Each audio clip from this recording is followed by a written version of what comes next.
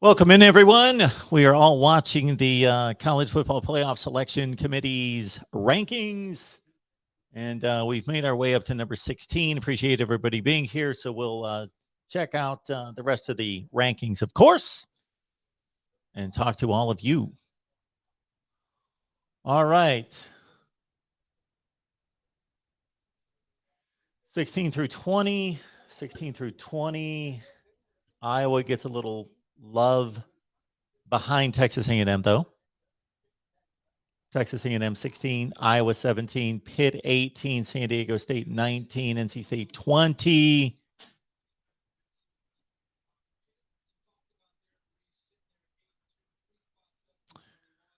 Pitt should get to that ACC championship game, but they got to beat Virginia this week. And NC State took it on the chin against Wake Forest this past week. Let's see what they do with Wake Forest winning their best game so far this year. Man, they skipped through the boom, 20 through 25, boom. Then the 16 through 20, they're hanging out here. Let's get to it, boys.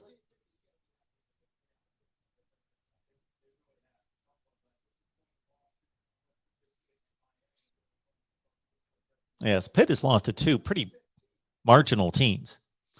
The next five there, 11, 12, 13, 14, and 15 with Baylor, with Ole Miss, with Oklahoma falling to 13. BYU and Wisconsin. Wisconsin's obviously on a roll. Oklahoma finally, their issues caught up with them. They only scored 14 points against Baylor, down by 2 spots from Baylor. Makes sense like that. I think I got Oklahoma right behind Baylor. I've got Ole Miss up at 10.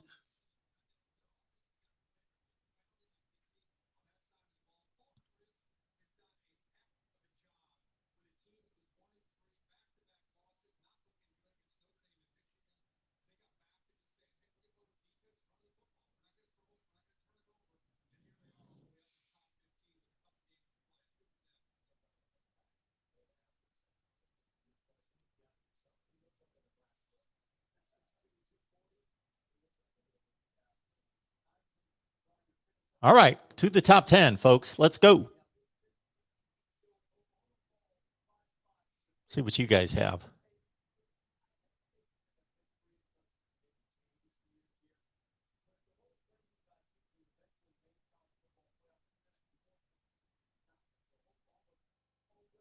Reese is telling us the lowest ranking at this point, week 3 of the rankings, to make the Final Four, number 9. Yes, the real MVP. Like the video. Everyone, please like the video. We are going to be here for quite a long time talking about the rankings, the games coming up this weekend, whatever you guys want to talk about. But it is a rankings watch party.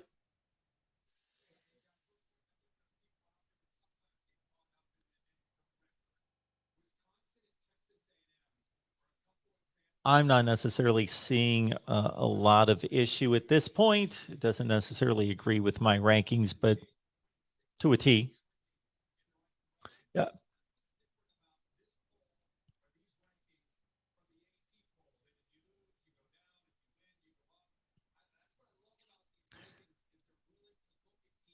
Kirk Herbstreit is explaining their thought process, which I agree with. I agree with the committee looking at resume every week and tearing apart, basically starting it from the ground up each and every week. I think that's the way it should be. A lot of you guys respond to my rankings and say, why did this team only drop 2 spots or 3 spots? And it's not about dropping or raising a team, because the entire season needs to be looked at again each and every week from the ground up. There's Wake at 10. I believe I've got Wake at 10 or 11, something in that range. Wake, please win the rest of your games. Beat Clemson. So even though Clemson's not in the rankings, that's going to gain some attention. If they beat Clemson on the road,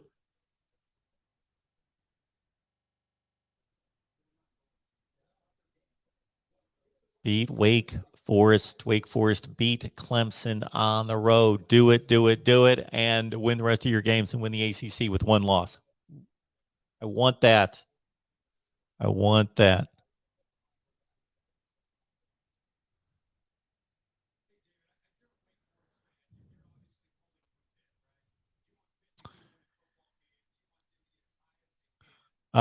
So Frosty Monk says here, interesting that the Pac-12, other than Oregon State, gets no respect, but Oregon has been considered the underdog in multiple contests, including the upcoming game against Utah. Okay. Oregon's been the underdog against Ohio State. Where has Oregon been an underdog? Maybe they were at UCLA by a point. That's really not being an underdog if you understand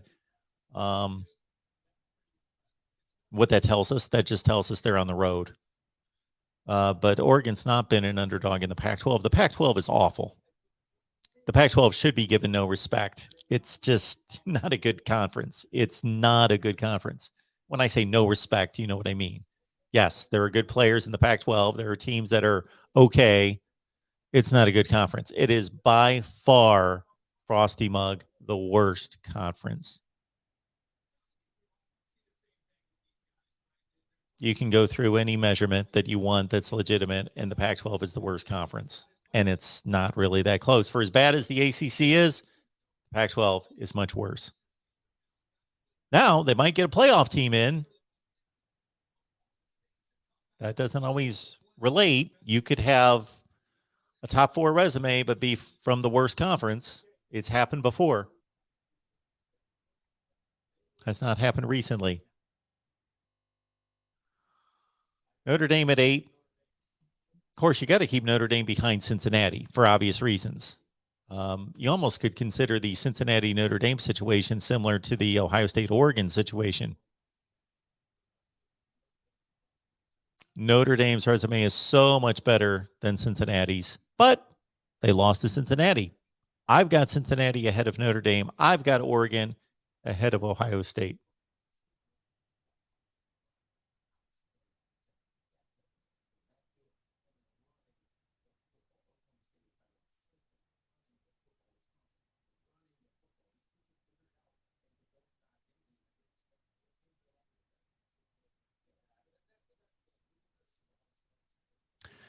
And what David Pollock's talking about right now is kind of the difficulty in the rankings, too. Do you want the rankings to be a reflection of where teams are right this second, or over the course of the entire season, taking all the data points into account? We're going to take where these teams are right now. I'll take Wisconsin as a top 10 team, but their resume is not a top 10 team.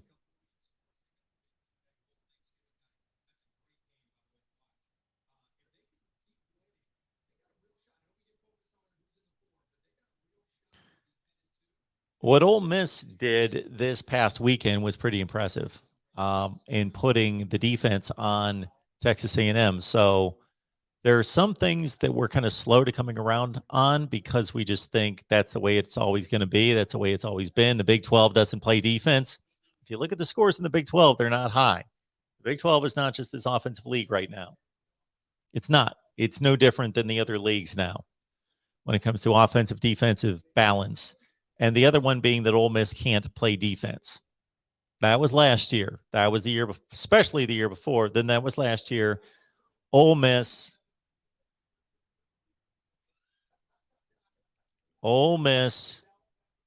played exceptional defense Saturday night against Texas A&M. So Alabama stays at 2. New Mexico State strengthened that number 2 ranking. Oregon played a decent Washington State team, beat them by 2 touchdowns. Ohio State played a much better Purdue team, throttled them. Oregon State's put at 3. Okay.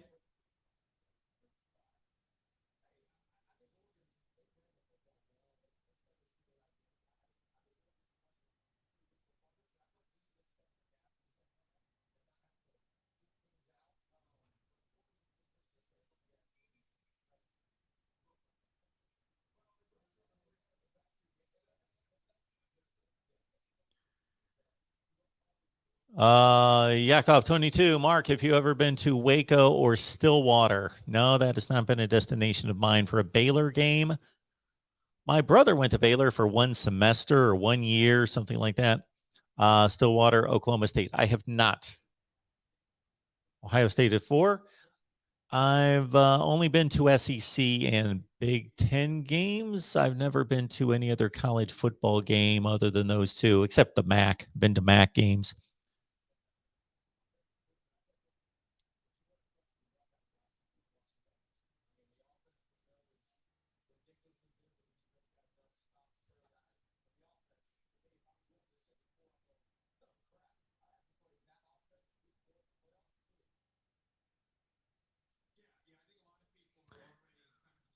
This could be it right there. That 4 could stay right where they are.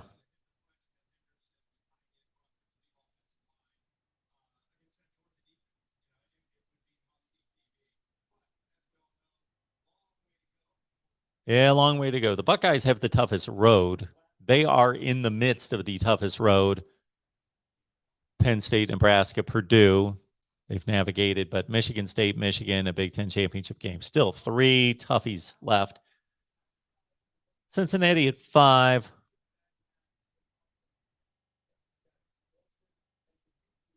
SMU's coming up for the Bearcats. Conference championship game most likely against Houston. Unless SMU beats Cincinnati, and then we don't care about Cincinnati anymore.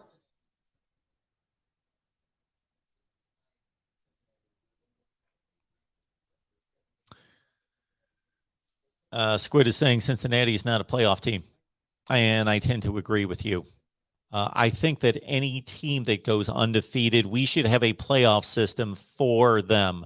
There should be a playoff system that allows for undefeated teams to play, but we just don't have enough spots. We don't have enough spots for Cincinnati, and they don't play a good schedule. We cannot reward teams for playing one game. Cincinnati's played one game. And then 2 games, decent teams, good teams, good teams.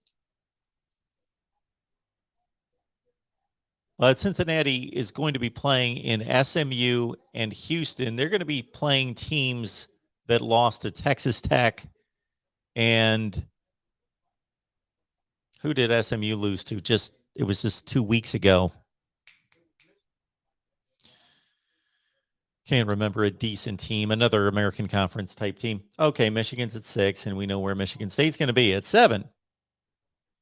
That continues to be an issue, but it's going to work itself out.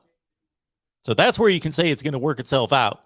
For as many times as I jump on people to say, do not say it's going to work itself out, in terms of the entire deal, it will not work itself out. But the Big Ten's going to work itself out. For example, yes, because they all play each other. We had all these teams playing each other. It'd work itself out.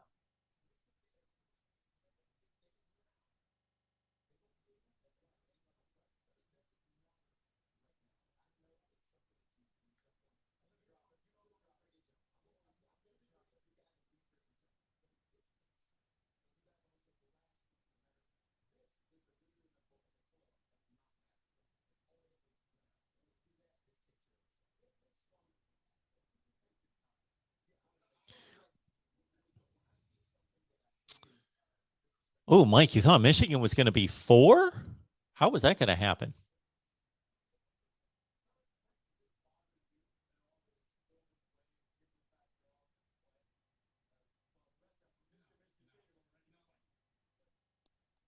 Okay, Mike.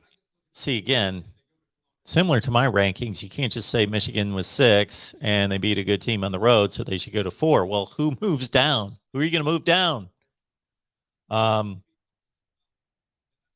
How does that make their resume that much better? Makes their resume better, but not by that much.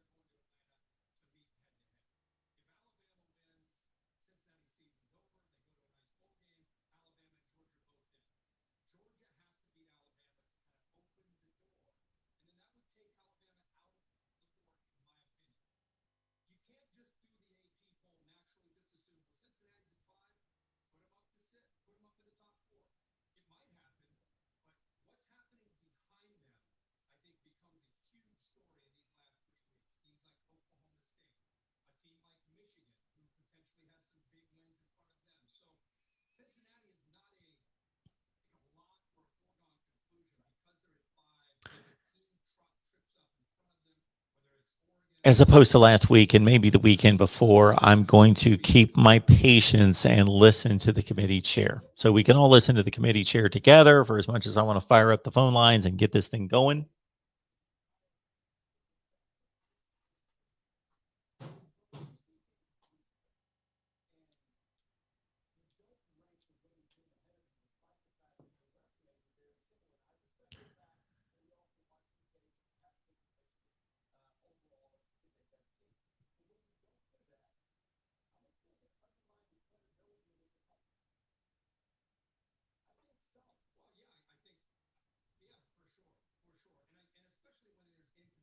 Thank you, Cheryl. Hit the like.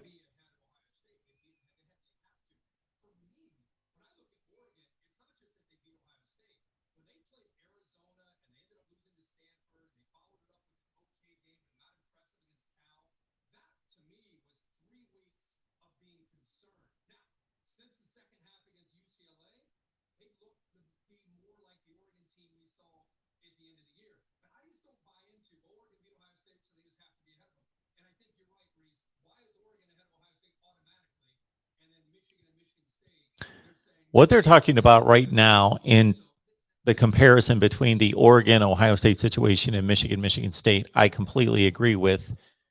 If anything, there's more justification, much more justification. It's not even close, justifying Ohio State above Oregon than justifying Michigan above Michigan State.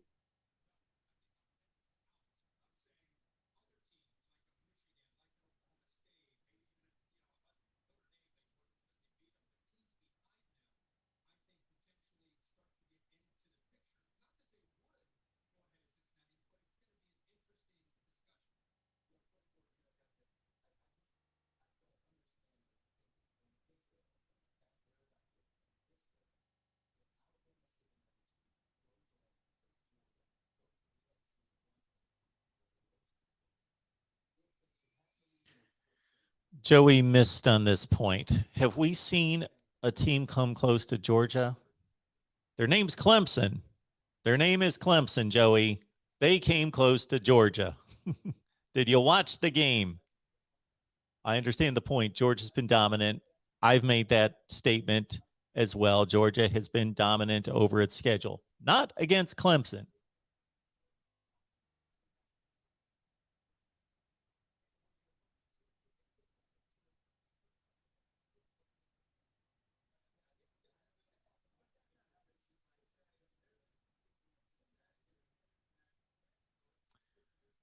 All right. I am going to be taking phone calls shortly. Let's hear from the committee chair, see what they say.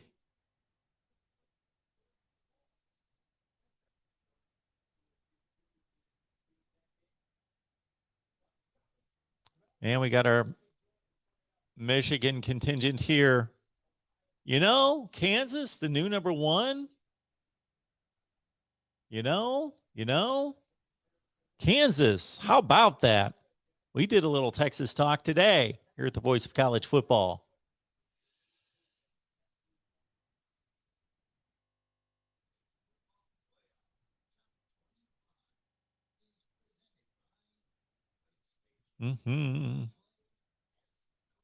Sorry I was late. Sorry.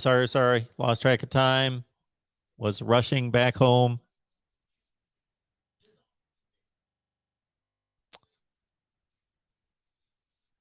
Okay, we can't take commercials. We just can't take that. All right.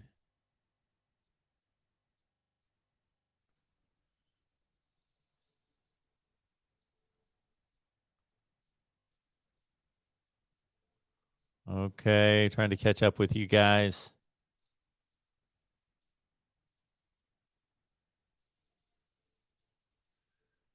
So be ready to tell me on the phone and in the comments, obviously, what does not make sense, what doesn't make sense, what is intriguing in terms of where it stands now and what you anticipate happening this weekend and next weekend. So we've got 3 weekends of football. That's what it comes down to. We got 3 weekends of football. The SEC is taking the week off, basically.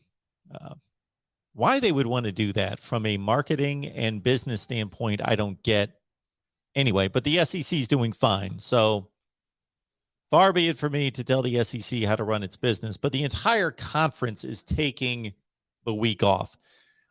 They're getting the Ole Miss Vandy game in, one conference game, and I'm almost, Florida and Missouri are playing.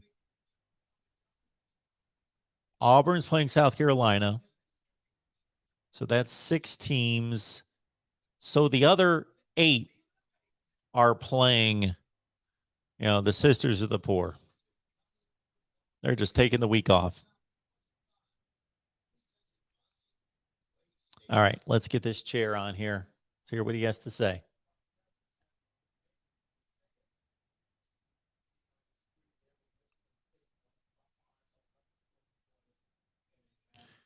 Jonathan's watching from Texas, big Aggies fan. Good to see you. Took it on the chin last weekend. Could have been in this conversation still, as Texas A&M, I thought, was the highest, the 2-loss team that could have made a move and been a factor. Of course, gone to Atlanta possibly, but that's all said and gone. Unfortunately, we've got a Alabama shutdown of the SEC Western Division. All right, here we go.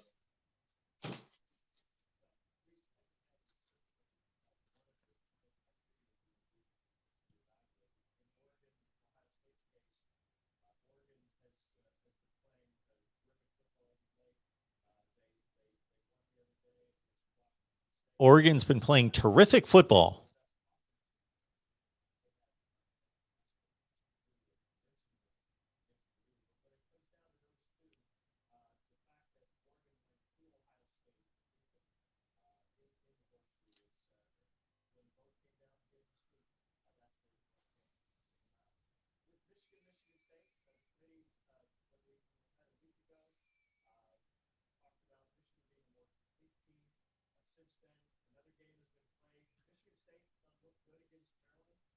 I would love for him to explain to us how Michigan's a more complete team than Michigan State.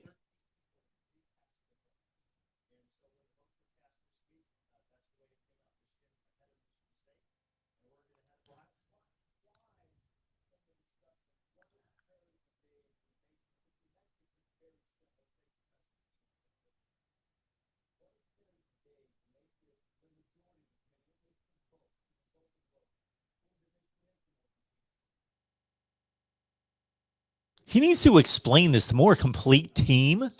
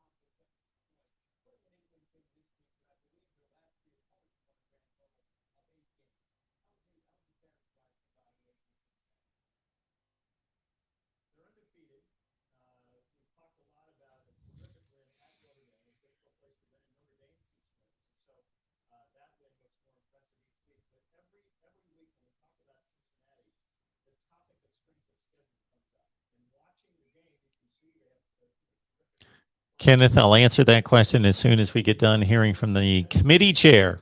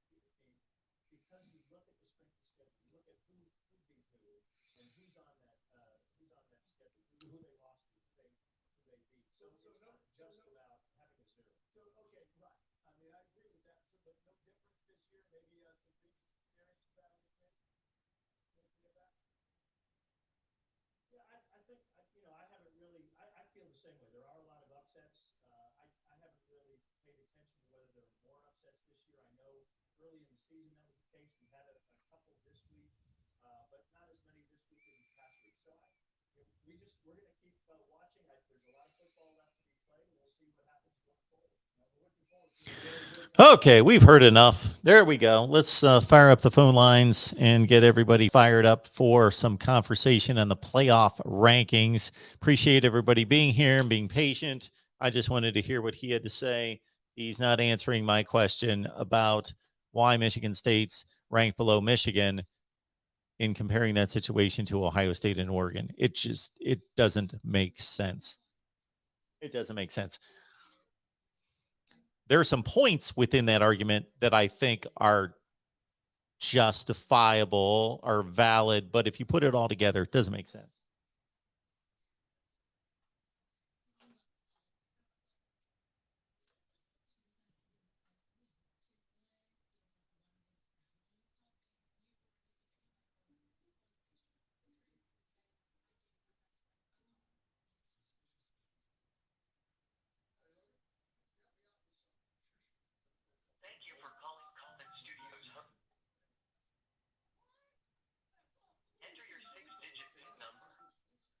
Okay, thanks for being patient. I got the phone going. Now I just need to get the site rolling here.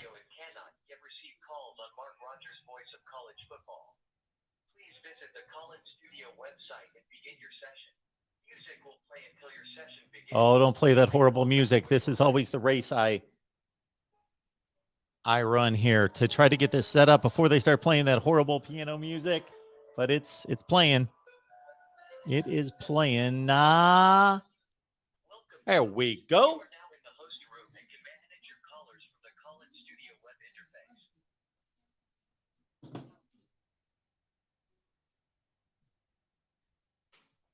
Now I got to be able to hear y'all. Yeah, 2 calls coming in 3 and 4 and 5, 6, 7.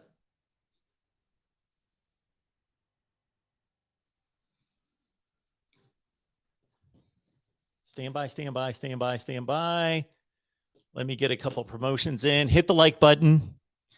Go to Patreon. Check out my picks. Check out everything else we've got going. And God bless those people that just jump on Patreon and say, Mark, you don't need to do anything. We just want to support what you do. So Patreon, MarkRogersTV. You can go to the link that we have in the description section, or just go to Patreon and search MarkRogersTV. Also, you're shopping for Christmas. When you shop on Amazon, use our link in the description section below. All right, folks, here we go. Phone lines are open. Let's see who kicks us off here at the Voice of College Football. Who's on the line? Hey, Mark, it's Ben. Hey, Ben, what's going on? Oh, not much. Excited to talk a little bit of this college football playoff with you. I am too. I'm excited to talk college football playoff rankings with you, Ben. Let's get to it. What you got? Well, actually, can I start with your ranking? Sure. And I want to go with that, and then kind of maybe switch over to the college football rankings. And I wrote, I sent you a comment. Okay. And I'm just going to paraphrase a little bit, I think. But when I looked at your rankings, like, to me, I see maybe bias towards Ohio State. And, well, here's what I'll read it. I say bias towards Ohio State because for this reason, you put Oklahoma at number 2. And to me, it's like you did that to justify putting Ohio State at 3. And I can see Ohio State being ranked high. I think they're a good team. I mean, I think they deserve to be up number 1 or number 2, number 2 or number 3 spot, not number 1, number 2 or number 3 spot. But when I look at Oklahoma, I think you have to put Alabama, Michigan, Michigan State, just based on resume above Oregon. I don't see any way of putting Oregon above those three teams. Okay, hang on. Can we back up a little bit here? Okay, go ahead. Yeah. Your first point is that I'm biased toward Ohio State, so I'm going to enlighten everybody right now because I tell the truth. I'm transparent. Yeah. Am I biased toward Ohio State? Yeah, if there was a lie detector, I probably am. I try to fight it as much as I possibly can, but I've been an Ohio State fan for 45 years. So, yeah, no. We could go through all my rankings from the time I started doing this, and I bet beyond a shadow of a doubt, I would lay my mortgage on it that I have ranked Ohio State lower than the AP poll or the college football playoff rankings more times than I've ranked them higher. I guarantee it. Yeah. Okay. So right now I've got Ohio State at number 3. And they've got them at number 4. And you're telling me that I'm overranking Ohio State because they should be where? No, actually, I think you're overranking Oregon. Okay. And I'm not sure if it's a bias because of. I think it's a bias because I thought either it was a bias because of just putting the head-to-head, having to honor the head-to-head, or because of Ohio State. I'm looking at one of those two scenarios when I'm looking at your rankings. Because when I look at Oregon, I think they're maybe number 16. I mean, if I were to make the rankings, I would put Georgia number 1, Alabama or Ohio State, either one. You could go 2 or 3. They're so razor close, in my opinion. And then I would put at 4. I'd put Michigan. And then I think even Ole Miss over Michigan State. From there, it's really close with a lot of other teams that are fighting for Notre Dame. You could look at Cincinnati. I think they're all very close. You're going to put Ole Miss above Michigan State. I mean, just from eye test, maybe. I mean, okay. Maybe. I think Auburn. They lost to Auburn by 2 scores, and they got annihilated by Alabama, 28-0 at halftime. Okay. I don't buy Michigan State. I don't buy Michigan State as being a. I know they won, but I just don't buy it when I look at it. Just personally, I mean, if I was gonna try to stick with some kind of thing, some kind of like resume, I would have to put them up higher. But just personally, I do not see them being. I think if Ole Miss and Michigan State played, Ole Miss is going to take it to them. Well, I don't play that game, so I'm not. Yeah, I don't do that when I do the rankings. I don't say because I just think it's irrelevant. And I hear people saying that all the time and people saying that to me. And then what do we see every week? Every week we see teams lose to other teams that we would 2 weeks earlier, we would have said, well, they'll definitely beat them. Well, then we've got 10 games every week that don't turn out that way. So why not just rank the teams on what they've done, not what we think they would do against somebody else? So my one point on Oregon, I am very perplexed and I'm in a tough spot with Oregon. So I very much admit this, that I don't believe that Oregon has the second best resume in the country. And the College Football Playoff Committee, they should be honest and say that Oregon does not have the third best resume in the country. They don't. But what do you do with everybody else? When they beat Ohio State, the game wasn't that close. It was a decisive win. They were missing their best player. They were missing 5 impact defensive players. They played it on the road where Ohio State almost never loses. How do you get past that game? Yeah. No, I look at that game but I also do not think Ohio State was at their best. I think Ohio State is playing much better now. Yeah, but think, see, this is another argument we can have, and I'm not saying that your point, the point you just made, is a valid point. It's how do you approach the rankings? Do you approach them as this is a complete season and all the games count the same, or do you approach it as we are building towards something? And we want the 4 best teams on December 3rd to be playing the next month. Well, in that case, then we need to approach it much differently, because basically we need to weight the wins. We need to say your win in week 1's only worth 1/10 of a game. And then your win in week 2 is worth 1/5 of the game. And you add it and basically, if we're going to do it fairly, each win goes up by 1/12. And then by the end of the season, that win means the most. And I'm not being facetious. No, I somewhat am, but I'm half being facetious when I say that. But USC in 2016 had one of the 4 best teams in the country, but they weren't going to go in the playoff because they were 9-3. But they beat one of the teams that was in the playoff, Washington, by 2 scores, and they won the Rose Bowl, and they finished number 3 in the country in the final rankings. But nobody was going to put them in the playoff because they lost 3 of their first 4 games. But by the end of the season, people thought they were one of the 4 best teams. So do we just put them in and say, forget about the 3 losses early? Then we're basically playing preseason exhibition games in September. We're saying, these are just kind of to warm up. Yeah, I mean, so Mark, when it comes to the way you ranked it, and you put Oregon over Ohio State, if I were to go by the way you base your rankings, like not my personal feeling, I think it would have to be Georgia, Alabama, Michigan State, Michigan, Oregon, Ohio State. Yeah, and I get that. I think Michigan has to be placed over Oregon, because in your top 25, Michigan beat 2 of your top 25 teams. They've played 3 of your top 25 teams. Oregon's played 1 of your top 25 teams. I mean, even though it is Ohio State and they're a higher rank, they played 1 and they did win that game. But their schedule is far less impressive than Michigan's schedule.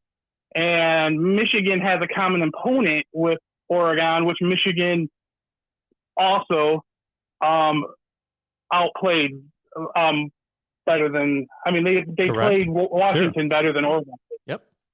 So I mean, if you have to go that, I mean, I'm thinking if you have to go and that's the way I looked at it when it came to your.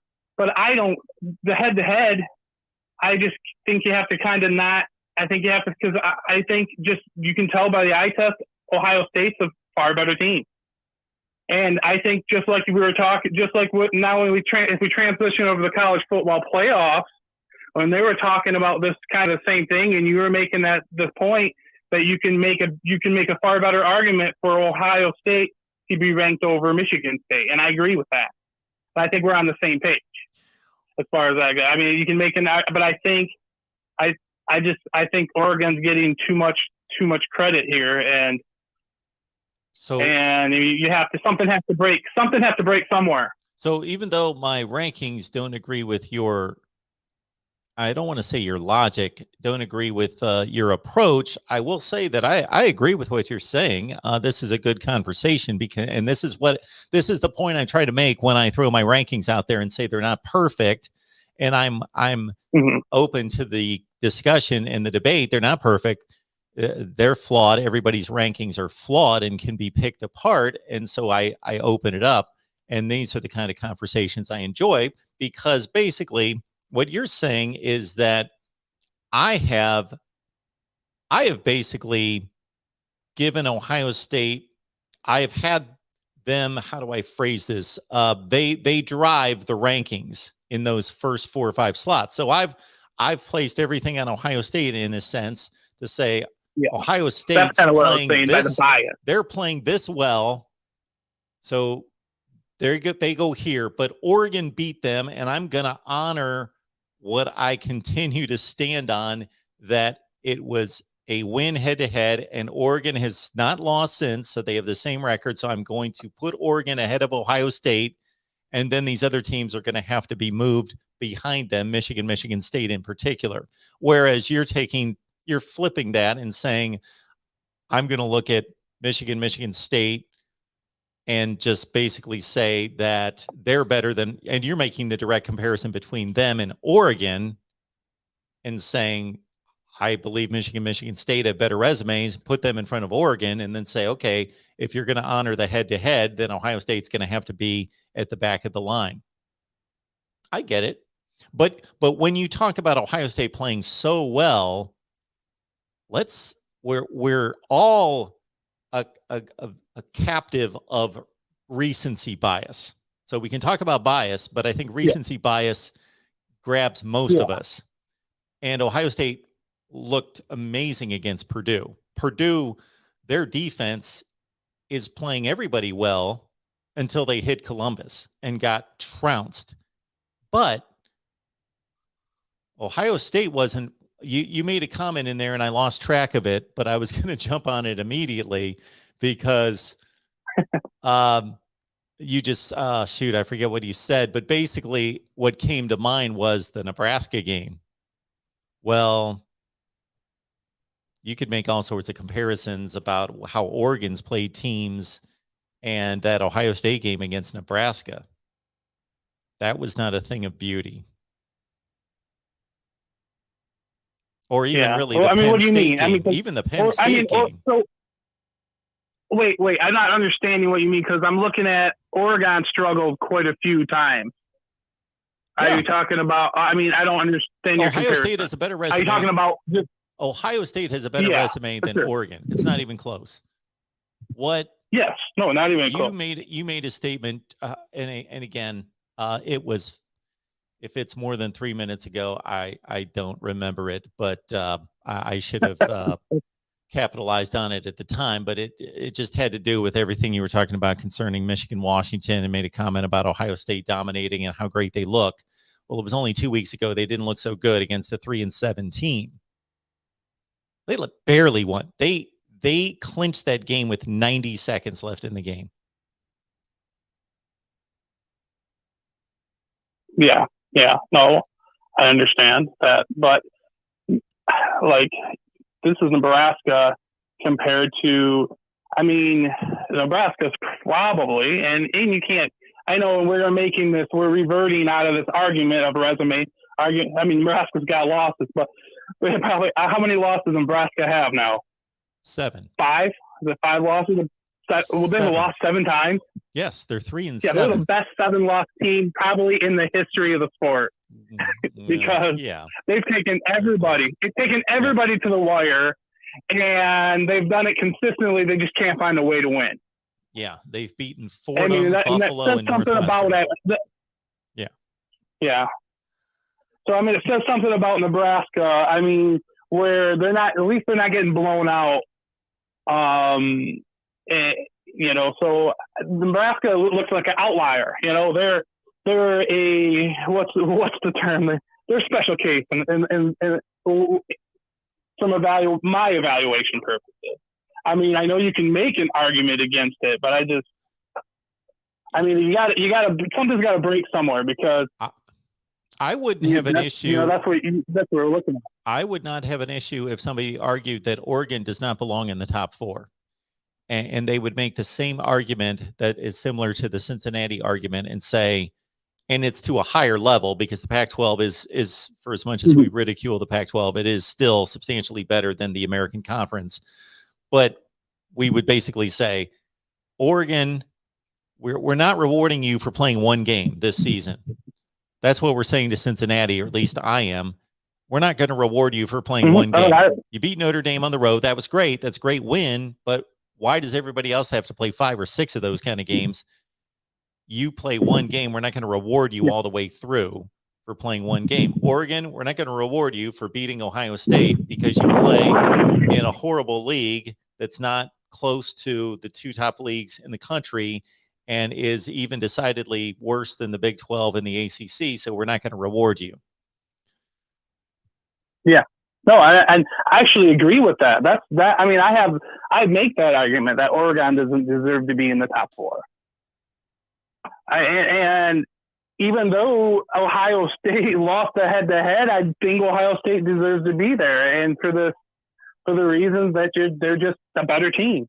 I mean, they have a tougher. They have a more by far. Just like you were saying, their schedule. They're a better team. I mean, I don't want to go over that again. They're a better team. I'm going to say they have a much better resume because they play in a tougher conference, and their resume just gets better and better and better every week. But I don't know that Ohio State I don't know that Ohio State would beat Oregon if they played again. I think they would, but Ohio State could play Oregon like they played Nebraska 2 weeks ago, and Oregon could beat them again. Oregon did not have the player that is going to most likely be the number 1 selection in the NFL draft play in that game that nobody can block. And they were missing other key defensive players in that game, and they still won. Yeah. I mean, that's impressive. But here, it comes down to this then.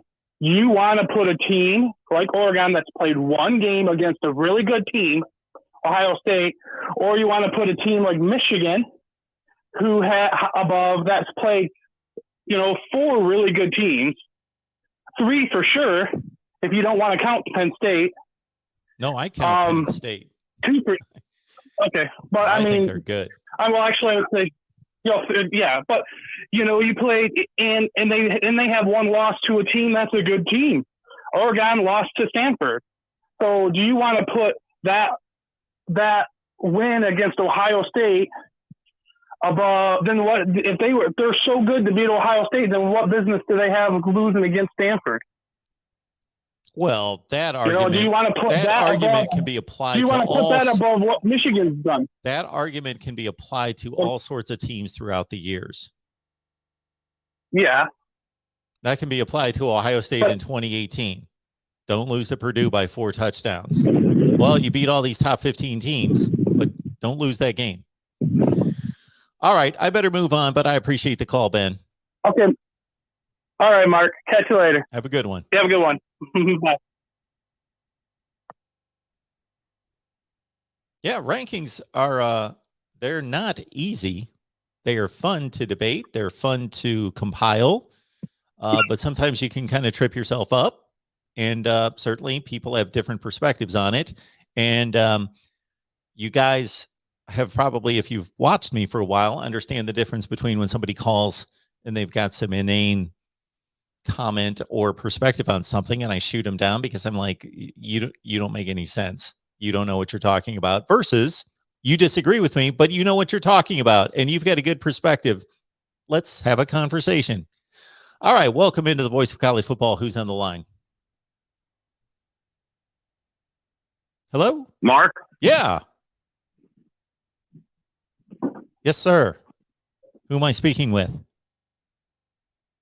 Hello? Yes, sir. Going once? Going twice? Hello?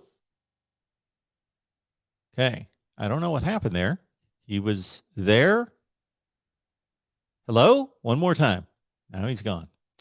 All right. Go to our next caller here at the Voice of College Football. Who's on the line? Hey, Mark, it's the real MVP. How you doing? The real MVP. What's going on? Well, that was a heck of a interesting phone call you had with Exploring with Ben. Sure. It was a very good discussion. But my response to Ben, as somebody who will defend Oregon, is why play the game then? Yeah, that is the thing. Why play the game? Because if Oregon doesn't make it and they go 12-1, I would say we're never scheduling a great team again. Because there's no point. They would have no incentive. They'll be like, okay, we're not going. We're a group of 5 status. Yeah. And then the argument against that could be, well, then go undefeated in your conference. Go undefeated against everybody. But then the counter to that is, well, we're not requiring everybody else to do that.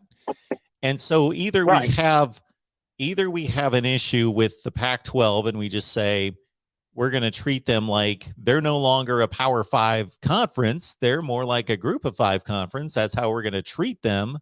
Or, you know what the remedy is? Expand the playoff. Right. Well, I think honestly, not even that's probably the most effective. I think it's better scheduling across the country. Well, I think those go hand in hand. I think scheduling is the first step in reformatting the playoff. That should be at the core of then expanding and reformatting the playoff is let's deal with scheduling. Yeah. So the thing, to answer your original question before you got on the phone call, the thing that doesn't make the most sense is Michigan still being above Michigan State. They had their chance to fix it, and whatever more complete team, Mark, if the more complete team, you think they would have won the game. So when it was stated more complete team, the first thing I think of is if somebody says, I'm going to compare Wisconsin and somebody else, and this other team's a more complete team. Okay, Wisconsin runs the ball 80% of the time. I get your point. They can't throw the ball that well. Michigan State can run it as well as Michigan. They can pass it as well, if not better than Michigan. So I don't understand what he's talking about. Right. I don't understand. Another thing that kind of surprised me was Ole Miss being in between Baylor, Oklahoma, and BYU. I thought Baylor, Oklahoma, BYU would all be together because they've played one another. I wonder so I don't know how that. I wonder if we're overvaluing, and I'll include myself, BYU. Let's see here. Look at BYU. Well, they're 14. They've beaten some Pac-12 teams. Exactly. So at least they've played Power 5 teams. I mean, unless maybe de facto they're in the purgatory zone, I guess. They are, aren't they? Yeah, it seems like we're treating them like that. They're in between the Power 5 and the Group of 5. They are. They definitely are. I don't know where to put them. They play the oddest schedule in the country. I say that every time. I used to do schedule rankings during the off season. And I would make this comment about BYU every year. They play the weirdest schedule of anyone. It's a little bit more balanced than it usually is, but because they were able to pick up USC at the end, and that looks impressive. We know USC is not any good this year, but it looks impressive because what usually happens to real MVP is that BYU, they can schedule all these Power 5 teams in the first month and maybe into October a little bit. So their first 5 games look like crazy good. And then they've kind of got nobody to play because all the other conferences they're playing each other. So they're just running out there just trying to grab teams to play. And so it's like it's been the last 2 weeks, Idaho State and now Georgia Southern. One year, a couple of years ago, they played Wagner like in the middle of November. It's interesting. So they've beaten. Okay, Utah's a good win. Arizona State's a decent win. Washington State's an okay win, and Virginia's we could make a debate between Virginia and Utah being their best win. So those are the 2 best wins, and then Washington State, I'll give some value to, along with Arizona State. They lost to Boise State by 2 scores. Boise State's like 5-4, 6-4. They lost to Baylor by 2 scores on the road. Those are the 2 losses. That's understandable. Okay. I guess at 14. Is there 8-2 better than Texas A&M 7-3 and Wisconsin 7-3? Well, maybe. I don't know. Well, who did Texas A&M? They lost to Arkansas, Mississippi State, and all. Probably you would have them above them, honestly. And they got by far the best win. They got the best win in Alabama. Beat Alabama. So they beat. Who else have they beaten that's any good? Alabama. Thought they beat somebody else decent, and I can't come up with it. I don't know. I guess not. They beat Auburn. Well, oh yeah, Auburn. They're not ranked, are they? Not now. Auburn ranked? See, that's the other thing about rankings that get kind of tricky.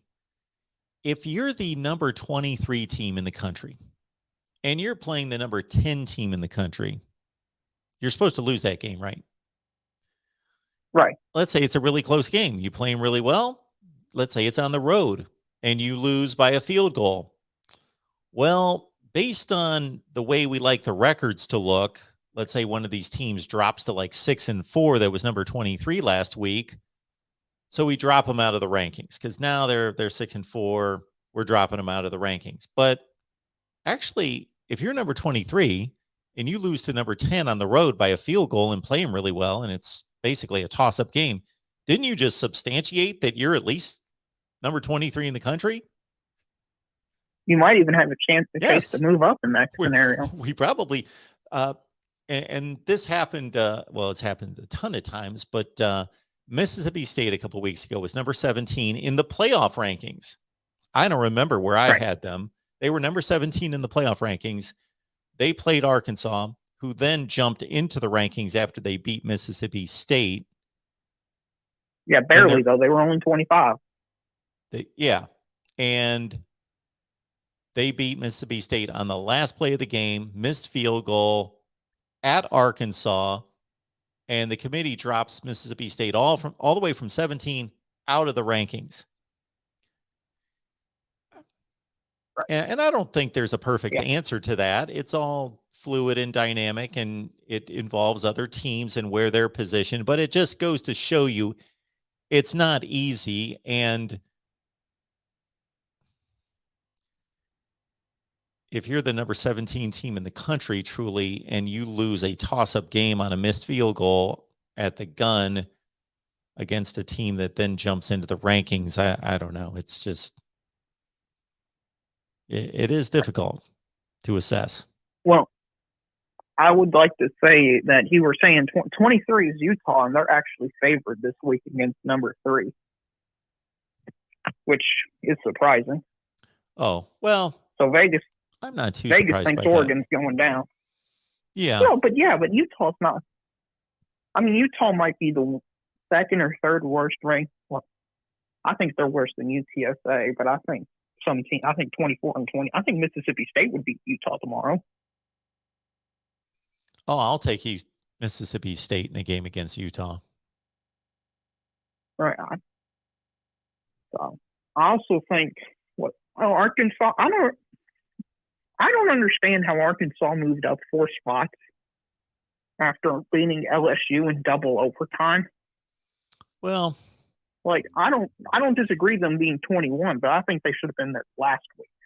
If that's all we're looking at, I totally agree with you, but I don't know. I'd have to look to see what happened around them.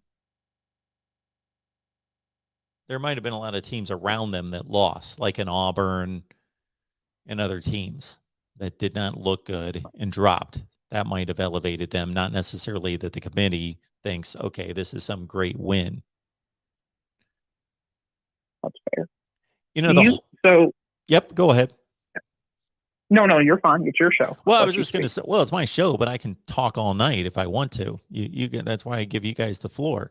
I can sit here for 5 hours if I really want to. I don't know if anybody's going to be listening to me in 5 hours, but I just don't think that there's been a time where I got hung up on these rankings because of a situation like Ohio State and Oregon.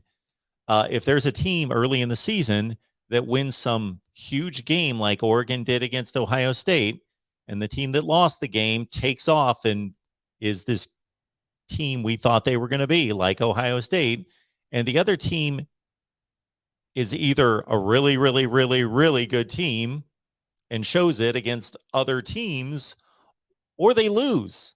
or, or they fall off. And so then we can just kind of dismiss them. But Oregon continues to hang in there.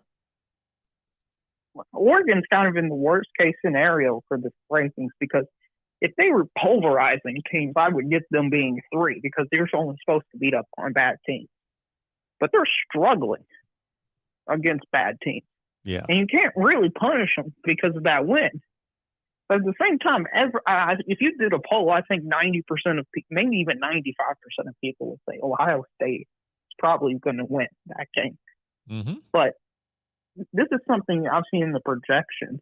Do you think it's possible that the committee says, okay, Oregon, Ohio State, you're going to play again, first round of the playoffs? Oh, the first round of the playoffs? Well, sure, they could play again. Absolutely. Well, that's never happened, is why I'm saying it would be at first.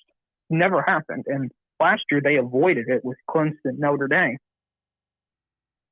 Yeah, but those were 2 teams that just played. Well, first of all, they played twice, not just once. And they also played in the ACC championship game just a few weeks prior to. Plus, Notre Dame was clearly the 4th team out of the 4. They were clearly number 4. Yeah. Okay. And do you think it's fair to say that Oklahoma State is the lowest team that controls its own destiny? Probably. Where are they? 7? 9. I got to pull these up here. Yeah. So if Oklahoma State wins out, how can they be kept out? Well, I guess they could be kept out by Alabama, Georgia, Ohio State, and Oregon. So they don't completely, but they're in great shape. Something's probably going to happen to help them. Do you think a 2-loss Alabama would get in over a 1-loss Oklahoma State? Because Georgia has to play Alabama, and I think that would be a very interesting argument. A 1-loss Big 12 champ versus Alabama, 2 losses. Well, I think Alabama's better than Oklahoma State, but I will be here pounding the table saying Oklahoma State got ripped off, that they won their conference. They only lost 1 game. They should be in the playoff over Alabama, who did not win a conference, lost 2 games. And also, if you look at the Oklahoma State the last few weeks, I mean, they've been pulverizing teams. I mean, they haven't played good teams. They haven't played bad teams either, but they destroyed TCU this last weekend. Who else have they played? They beat up Kansas by like 50-some points. They killed a TCU team that beat Baylor the week before. Right. So I think if Oklahoma State was named with Oklahoma, they'd probably be higher in the rankings. Well, I'm not one of these conspiracy nuts. I just think that's the case. I think Oklahoma State's brand hurts them, because I think their resume this whole time's been better than Oklahoma. Oh, it has been. Well, until they lost. Right. Well, Iowa State, though. I mean, Iowa State's not a horrible team. Yeah, but they lost. I know they've got 4 losses. So I had Oklahoma State ranked ahead of Oklahoma too until they lost. And Iowa State's not great. Yeah. They're okay. All right, man. Well, thanks for the call. Yeah, it's good talking to you, Mark. Have a great rest of your show. You too. All right. We keep it moving here at the Voice of College Football. No. We don't do that. We've got the phone lines open, folks. Apparently, I thought those were more calls, but they are not. So Georgia 1, Alabama 2, Oregon 3, Ohio State 4. Ohio State, a 19-point favorite this weekend against Michigan State. 19. Boy, that seems like way too much. But then again, 21 sounded like too much against Purdue. So Tony brings up a good point here that the committee initially ranked Oregon ahead of Ohio State, and that was smart to cover themselves. Because if they ranked Ohio State ahead of Oregon, they could never reverse it. But this way they can reverse it. At any point, they could say that was the win. That was the data point that launched Ohio State above Oregon. So maybe it's coming against Michigan State. Maybe it's coming against Michigan. Maybe it's coming in the Big Ten championship game. They could wait for any of those times they could wait till the Big Ten championship game and say, Wisconsin's better than Utah. That was enough to push Ohio State. That was the final data point we needed. Boop. They go above Oregon, which may only be, well, it could be decisive if they're still 3-4. Obviously, that 4 ranking would put somebody in a position to have to play Georgia versus having to play whoever, Alabama, Cincinnati, whomever. All right. Got a super chat here somewheres. I would like to recognize if I can find it. Man, there it is. All right. Appreciate that so much. We got Christ Savior 888 chiming in. Thank you so much for the contribution. Helps build the channel. God is great. Mark is good. Oh, we do not belong in the same sentence. Harbaugh is crazy. Spartion. Thank you so much, Christ Savior 888. We recorded another enjoyable segment with Steve Dace in Michigan podcast this afternoon. That was fun. It reminded me of that. The Harbaugh is crazy comment. Jim Harbaugh was more enthusiastic, ecstatic, happy. That's the way it looked after the Penn State game than I've seen him as a Michigan head coach that I can remember. Maybe he was back in 2015 at some point or 2016, but I do not recall him being that exuberant after a win.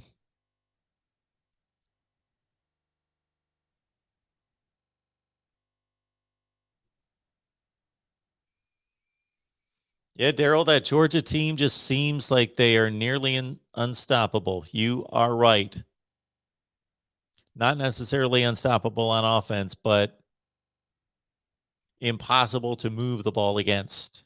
Tennessee scored a quick touchdown. A lot of people were looking forward to the Tennessee offensive matchup against the Georgia defense to say, man, this Tennessee, I saw a listing on Twitter of the offensive rankings of the teams that the Georgia defense had faced to outline how good Tennessee was offensively and that Georgia was going to face a big challenge.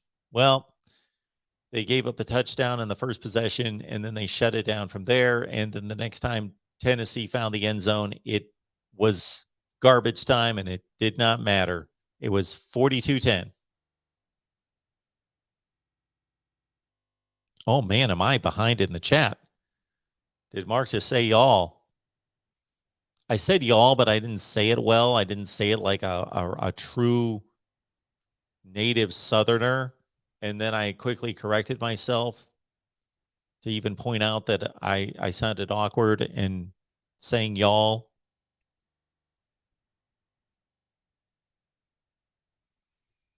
I think Jim's on here all the time touting this Oklahoma State-Georgia matchup.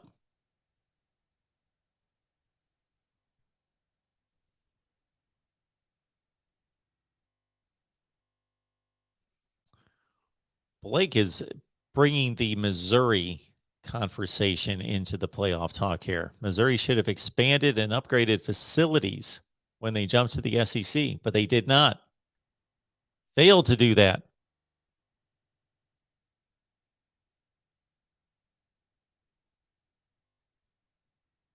Oh boy, I said y'all, and some people took off on that.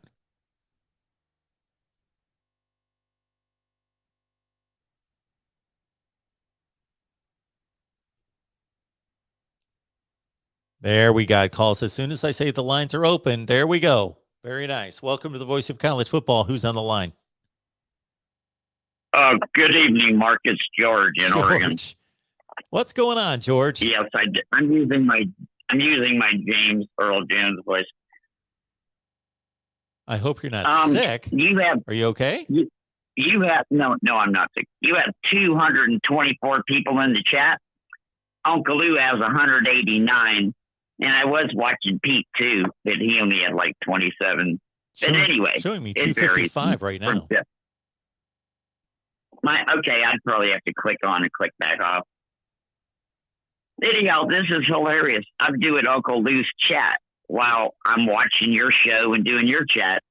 And then I called into you and I went into his chat and I said, hey, everybody, I'm on Mark Rogers' channel on hold. Come on over here. And then I said, Lou, come on over. He has 224 in the chat. You only have 100 and whatever it is, you know. George. Why did you do that? Why does that matter? Just because my season's over. I'm coming up with creative things to do. Stirring the pot. We love Uncle Lou. And Pigskin I know, Pete. he loves us too. Yeah, it's all in good fun. Hey, I was being so nice to Georgia for the last few weeks because I was in shock. You know how when a person's in shock, they don't respond. But I just decided to cheer for Georgia. Like, why not? Let these poor, long-suffering souls, 40 years with nothing to show, 4 decades. Let them win. Let them get it out of the way, you know? So and I was in Uncle Lou's chat. Yeah. Yep. Go ahead. I was in Uncle Lou's chat being friendly, and some guy jumped in and started talking about Mrs. Mullen and sticking her tongue in a player's mouths and having sex with them. And I flipped. I'm done with it. I'm cheering for Alabama.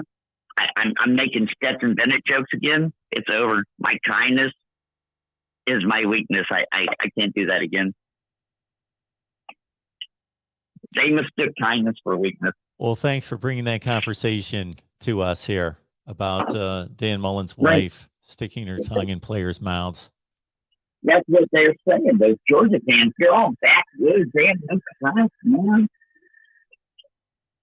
It forced me to point out to them the reason Jake Fromm left is because there was some kind of a vicious love triangle between Stetson Bennett, Jake, and Kirby. I mean, otherwise, tell me, why did Jake Fromm walk away with no NFL career? He had beat Florida 4 years in a row or 3 years in a row. Why did that kid walk away? There's something weird going on in Athens. And now Stetson Bennett's our quarterback. They have 45-star players and a 1-star quarterback. Yeah. That is not Kyle Trask back there. That is Stetson Bennett. There's a big difference. You know, George, you know what my experiment is when you get on here or anybody else and are not talking about the subject that is the predominant subject tonight are the college football playoff rankings. So that's why we're here. We're talking about the college football playoff boring. rankings. We got 3 weeks. So when we got 3 weeks to go on that. Yes, we do. When you jump on, I noticed 254. Now we're down to 230. So we've lost like 25 people. So you know what that tells me? We should be talking about the college football playoff rankings. All right. I should have said something about the rankings, I guess. Oh, my God. Uncle Lou just put me in timeout. All right. Back to football. I hope he blocks me and bans me. He banned me for a couple years. I don't care. Gives me back 8 hours a week. Okay. I'm exaggerating, 2 hours a week. All right, George. Call me back. All right. On another night. No jokes. We're talking about the rankings. I got no jokes or nothing. All right, George. Have a good one. I'll see you guys We'll later. See you soon. Love y'all. There we go. Let's get back to some rankings talk.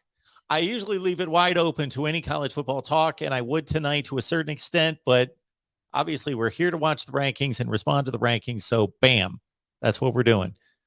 Welcome in. Who's on the line? Kevin, Dallas, Georgia. How you doing this evening, Mark? I'm doing well, Kevin. How are you?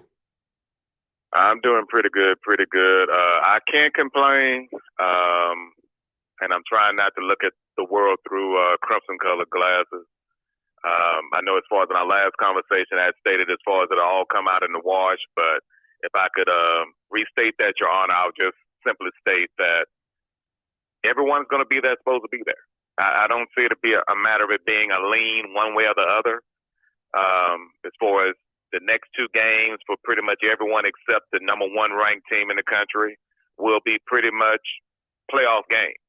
Alabama versus Arkansas, Alabama versus Auburn, those are playoff games. As far as the next couple of games Ohio State has, playoff games. Next couple of games, even Boomer Sooner has. I mean, as far as on the Oklahoma State side, that is, will be, playoff games. So it's going to play out, Mark. It's going to play out as far as the regular season games. And then, hey, yes, sir. I always enjoy our conversations. I appreciate your phone call. Hope you know that. But I am not in the camp of it just works itself out. You know what works itself out? Right now in the Big Ten East, Michigan, Michigan State, and Ohio State all have one loss, and they all play each other. That works itself out because they all have to play each other. So that will work itself out. But all the rest of this, I don't think it worked itself out in 2014, 15, 16, 17, 18. The only year that it was clear-cut who should be in the playoff was 2019. It didn't work itself out last year. So I'm not one of these that just thinks it works itself out. Yeah, there's a conclusion. They make a selection. We get to the end of the line. We play our conference championship games, and then these 13 people tell us the top four, but that doesn't mean it worked itself out. That doesn't mean that there aren't teams that are going to get left out that have just as good a resume as teams that made it. That is true, Mark. But as far as those dates that you stated, would it be safe to say that in each case there was the same team that got the short end of the stick, or was it different teams in each year? 2014, Florida State went undefeated. Then we've got 5 teams that won conference championships that had one loss. Ohio State, Oregon, Alabama, TCU, Baylor. Who do you select? And therefore, the teams that get left out, well, they can throw their hands up and say, we've got just as good a resume as the teams that made it. We could go through every year. Last year, why does Notre Dame make it with one loss? Texas A&M does not make it with one loss. Well, I think in that particular case, Mark, it was as always, like I say, as always, because then I would say that I'm going to cast aspersions against the Golden Domers, and under no circumstance do I want to do that. But it seemed like in that particular case, it was more of a beauty contest, and that's as far as in that particular case, Mark. I have to say that I had an issue with that just simply because of. I would say, Mark, it's safe to say that I may have a year or two on you, and by that being the case, our generation is a little bit different from the other generation in the respect that as far as looking at Notre Dame as far as the Four Horsemen, et cetera, the younger generation don't see that. You have to sell them simply on, okay, great academic institution, has a football history, but I'm selling them more on academics as far as Notre Dame. So in that particular case, as far as last year, I had an issue as far as Notre Dame. There have been other cases in which, University of Alabama got the short end of the stick, and as well as all the other teams have. And is that right? No. But it's unfortunately it pains me to. Well, I was going to say that it's the best that we have, but it's not the best that we have. It's just simply it's the only thing that they're willing to give any credit, any credence to right now, unfortunately. Yeah. And whether opening up the system, Mark, to more teams, I don't know, because, will the other 40-plus states be happy when, we're looking at it another couple of years when Oklahoma and Texas become a part of the SEC, and you're looking at doggone out of, say, maybe 12 teams in the playoffs, that at least a half a dozen of those are SEC teams? A half a dozen? Or about a minimum 4 teams. Okay, maybe 4. Maybe. But would the other 40 states be okay with that, Mark? Well, first of all, I'm not so concerned with who's happy or unhappy. I'm concerned with fairness and inclusiveness in this case, in that I just want every conference to be represented. And then there's no excuse. Then the excuse becomes, if you don't get selected for a wild card spot, then and people are going to complain. My team didn't get selected. We were 10-2. We played in such and such conference. You know what? Win your conference. But you can't say that now. You can win your conference and be left out of the playoff.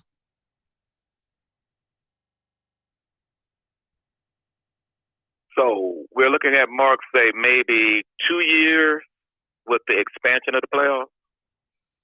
Well, when they proposed their 12-team format this past offseason, we talked about it. I believe that they said that this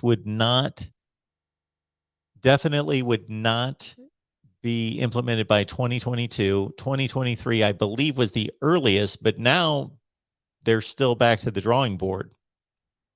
So I know they just had some big meetings last week or the week before, and they're supposed to be unveiling whatever the next proposal is here very soon.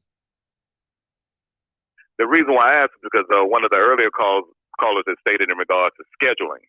And Mark, if you really want to, if you want to use some non-Sunday school words, Mark, as far as scheduling for next year, I would ask you if you have 30 seconds that you can blow, for lack of a better way to say it. Look at the University of Alabama schedule next year, and that will make you. It will make you stand on the top of the dome as far as Atlanta, or the top of the dome as far as in DC, and you will be like, my God, how in the world can this team be? Because at worst, as far as all the teams in the SEC next year, and I'm just using Alabama as far as an example. The only games of Alabama, for example, the toughest game they have on the road next year is Texas, and which, upon further review, will that be their toughest road game next year? So by that being the case, next year is going to be the season in which everyone is going to be up in arms as far as scheduling, because the SEC across the board will be by far the worst scheduling in the history of the league. So you're going to probably have, at bare minimum, maybe 3 or 4 teams that will only have one loss. So why do you think, or why is it your position that the SEC schedule next year is going to be much worse? Well, I know that as far as when it comes to most of the teams that play, unfortunately, directional states, but as far as this year, just for whatever, well, I take that back. The 22-23 season seems, for whatever reason, it stands out more. I mean, a lot of people are up in arms in reference to this past weekend as far as New Mexico State. And then as far as early in the year playing Mercer. But for whatever reason, it seemed like the schools in the 22-23 season would make Mercer and New Mexico State look like doggone Ohio State and Michigan State.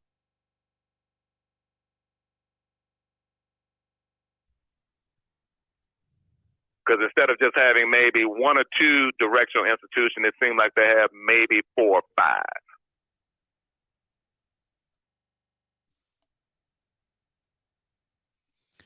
Yeah, Alabama has 3. Is it 3?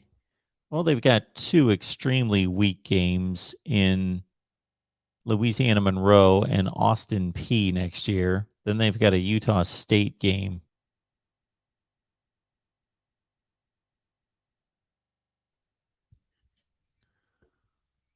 But they also play Texas, Arkansas, Texas A&M, Tennessee, Mississippi State, LSU, Ole Miss, Auburn.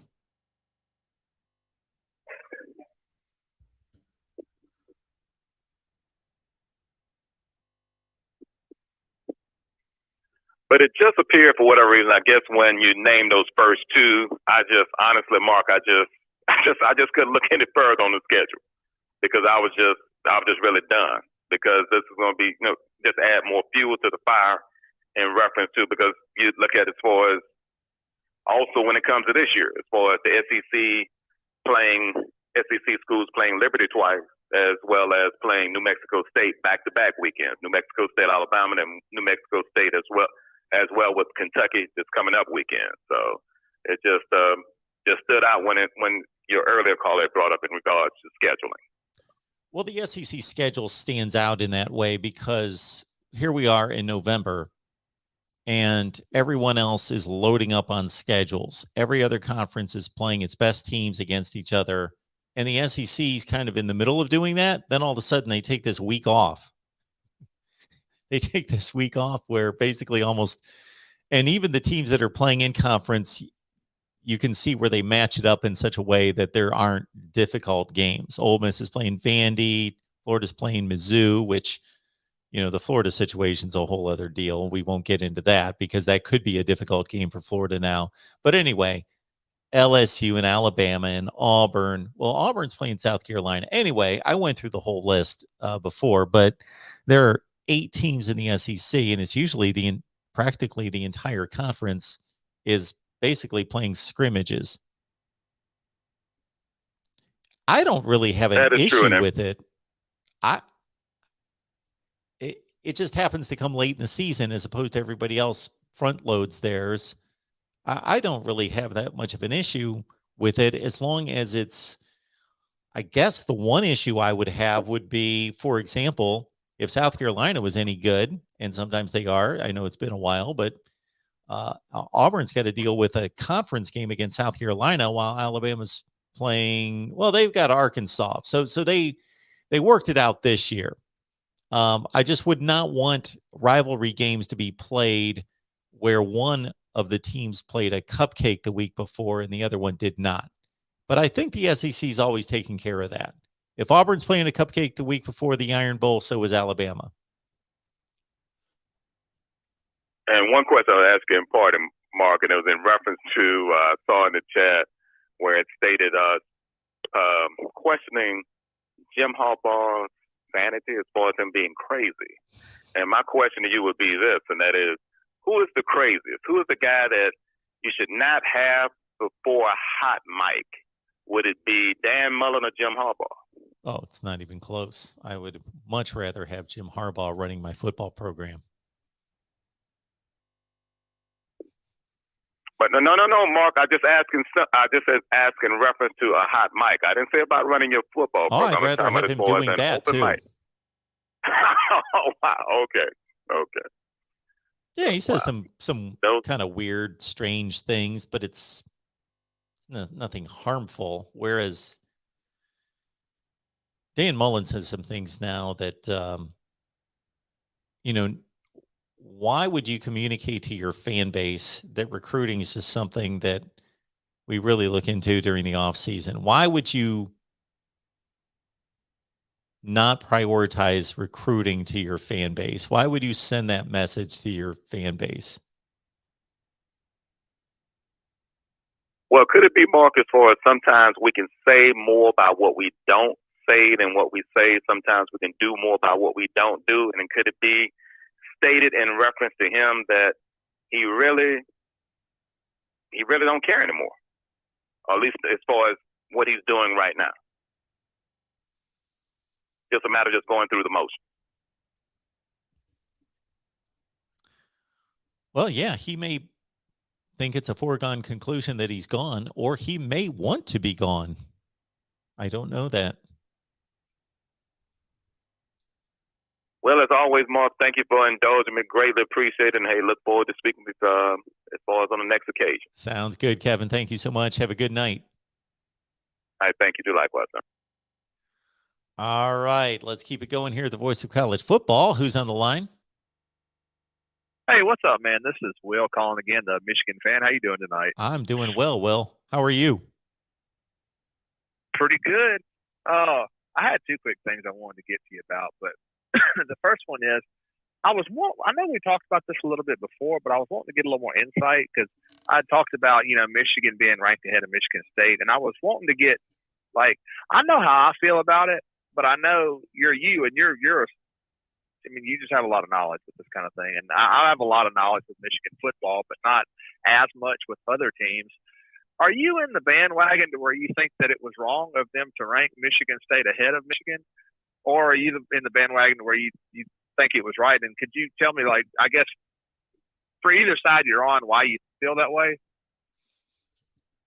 All right. So this is not one of those discussions where I would say, okay, this is the side I'm on, and I really see no validation or no legitimate argument on the other side. It's just so one-sided. I think it's ridiculous that anyone would think the other point. So that's not the case here. I totally get the argument on both Right. sides. I don't think it's a ridiculous conversation.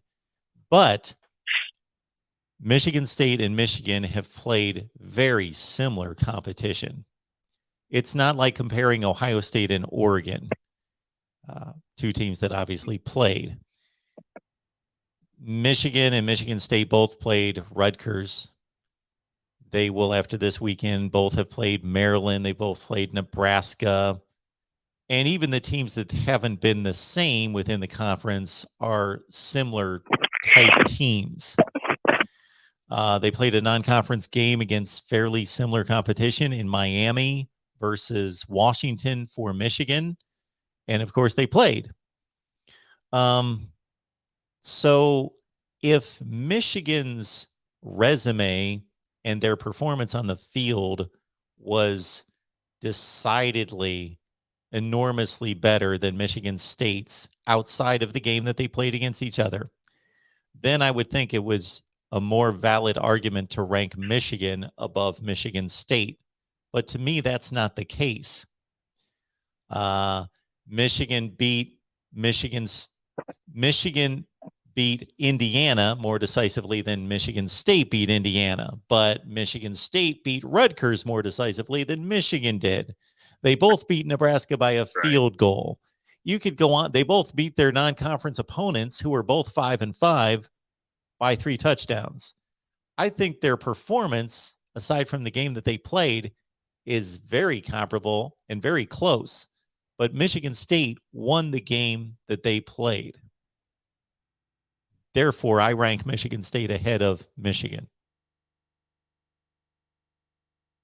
Well, I certainly understand that aspect of it, because that is the best. I mean, that's the best thing to point to, is they played and Michigan State won the game. And, you know, and we could go on and on about it. It's just, to me, and I understand your side of it, because you're breaking it down in a way to where it's reasonable. It's just, when I hear people like Reese Davis and Paul Feinbaum and people, it just seems like it's just like utter outrage. Like the BCS is just scheming up something because Michigan has a bigger fan base and it's the bigger brand, and this is just an outrageous thing, and the BCS is crooked, and they may be, but I just don't see it on that one. And I agree with all your points. I think that if we're judging them based on the game that they played against each other, personally, I mean, Michigan, to me, and the thing that I want to talk to you about is, people keep talking about complete teams. To me, Michigan is the more complete team. I think Michigan State, and I'm trying my best not to sound biased, but to me, Michigan State without Kenneth Walker is a good team. Kenneth Walker in the equation automatically ups Michigan State to almost an elite team. It's a very top heavy team. And I understand, Michigan hasn't always looked good on the throwing game, but if you compare it to the game that they played, because if we're comparing the head-to-head matchup, if we look at everything, Michigan threw the ball better than Michigan State did. Cade McNamara played one of the best games he's ever played against Michigan State. We were well-rounded. We had 2 running backs that were rotating in and out that were both doing big things. Defense was, to me, superior. It was just that common denominator that they had Kenneth Walker, and Kenneth Walker literally scored. I mean, he literally scored every point of the game. He literally scored every touchdown. Without Kenneth Walker, it wouldn't have been. There would have been nothing to it. Now, you still have to take into consideration he is a member of the team. Yes. You can't just discredit him. He's and a member of the team. He is part of the team, and I totally understand that. But he is the team. I mean, he scored every touchdown against Michigan, and like I said, I just don't understand why anybody could disagree that Michigan is the more complete team, because they are. And I'm not even going to get into the refs. Like I said, we talked about that last time. I think that honestly had the biggest factor in ranking Michigan ahead. Like we talked about before, I understand every game there's going to be a couple bad calls. That was something totally different. Michigan State literally could have given the referees the game ball after the game. It was literally that bad. It was bad call after bad call after bad call after bad call, all the way down to the very last play when there was obvious holding, and they let it go, and Michigan State got the ball back. So, you know, being a Michigan fan, and I know you could understand being an Ohio State fan, when you see all these outlets, not your program, but more like ESPN and places like people like Paul Feinbaum, and they're just railing against your team. And you know, you have to look at stuff like that. And to me, I don't see how anybody can make an argument that Michigan State is a more complete team. You know, they've got one player that is extremely elite, and I'm not hating on Michigan State, but you just have to look. I just think we just have to look at everything that goes into it. I mean, if you look at the score, they won the game. There was probably 6 or 7 completely bad calls throughout that entire game, maybe more than that. They literally took a touchdown away from us. But you know, if we're going to just go bluntly just off the score of the game, well, then we could say they're the better team. You know, but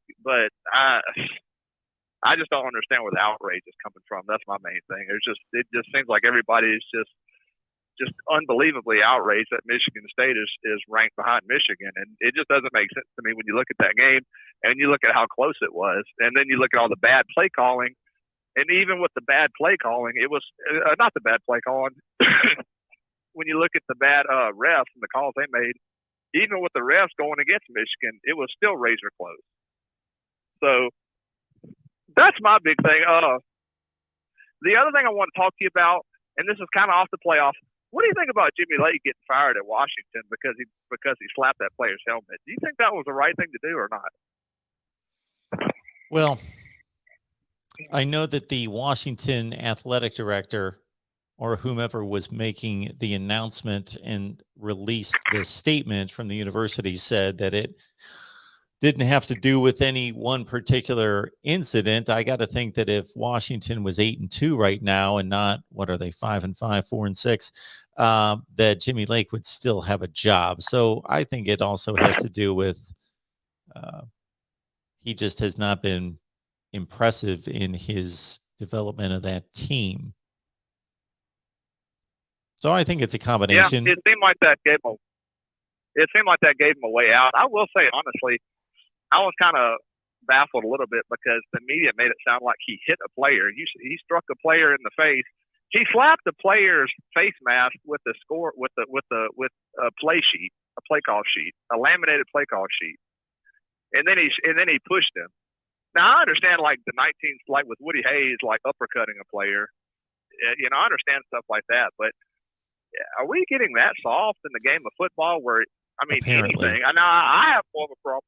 Yeah, I mean, I have more of a problem with Oregon's head coach when he chewed out his player a couple weeks ago. I had more of a problem with that because I don't like just public shaming. Yes. You know you're on TV. You know everybody's watching you. You know that the camera's focused on you, and you just continuously go on a 30-second raid because you want to show your dominance over a player. And I have a problem with that. But just a little here, slapping a helmet with a play sheet, I just think you got kind of a bad rap on that, the way they tried to turn it into a abuse against the player. I just think we're just getting too soft. We are getting too soft in our society. There's no question about that. And that doesn't mean that there wasn't a day and time, as you just referenced, when it was too far the other way. And there had to be some changes made and some people held accountable to say, you know, this isn't responsible adult civil behavior to be hitting players, in intimidating players and that sort of thing. But yeah, football is an intense game and it's played by men, and there's a tough mentality to the sport, tough physically, but also tough mentally, the mindset, the approach, and it's an intense game. And I don't pretend to know where that line should be. We all have it in our minds at a different place, but yeah, I don't know what kind of damage a play sheet does to a guy wearing a helmet. So obviously from a physical standpoint, helmet, yeah. It's ridiculous to even argue that. Now, is there kind of, you know, again, it doesn't have to all be about the physical aspect of it, as you just mentioned with Mario Cristobal and his player. And I saw that incident. I didn't like it at the time because Yeah, there's a way to do that. There's a way to handle it knowing that you're on television and that's going to be shown. So you are shaming that player. Yeah, it really brings me back to the Jim McElwain to get with the Florida player. Like, I think that was probably the worst one when he literally went off about 45 seconds screaming and hollering. I mean, it was just, he knows he's on. These coaches know they're on TV. But as far as just a little something here and there and a little slap on the helmet or something, I just don't see a problem with that.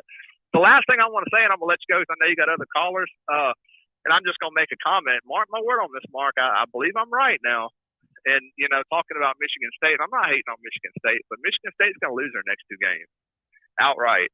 They're going to lose to Ohio State. I don't know yet whether it's going to be by a little or a lot. We'll know Saturday, and then they're going to lose their last game against Penn State.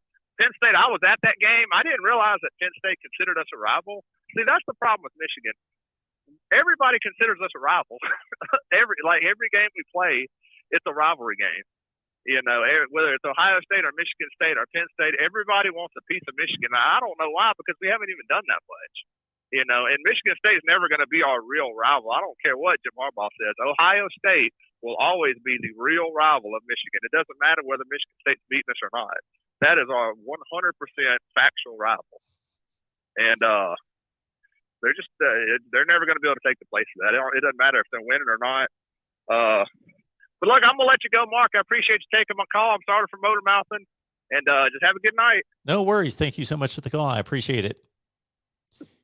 All right. Thank you. And so the caller there definitely had a point on the Michigan side. So I could have stated the same thing that he did. The Michigan argument in being ranked higher is that, okay, if two teams are being evaluated and we lost 37-33 on the road, forget the score for a second. It could have been a 1-point game. It was a 1-score game. It was right down to the wire, last possession.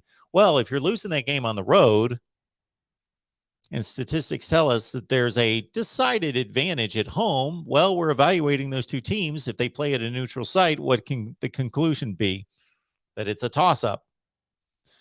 So they lost the game on the road. And then, as mentioned, not only are Michigan fans complaining about the calls made in the game, the Big Ten office succeeded that there were missed calls in the game. So the Big Ten office actually has apologized to Michigan to say there were missed calls in the game. So I have no issue with somebody making the judgment based on those factors to say Michigan should be ranked ahead of Michigan State. Welcome into the Voice of College Football. Who's on the line? Hey, Mark. How's it going? This is Emmanuel. Hey, Emmanuel. What's going on? Not much. Hey, I always have the worst questions, but you always have the best answers, Mark. So I appreciate that. Worst questions, best answers. Well, I appreciate that comment, but I can't imagine that you've got the worst questions. But let's hear the next one. All right. So I wanted to look at two things affecting football recently, which is the transfer portal and early signing.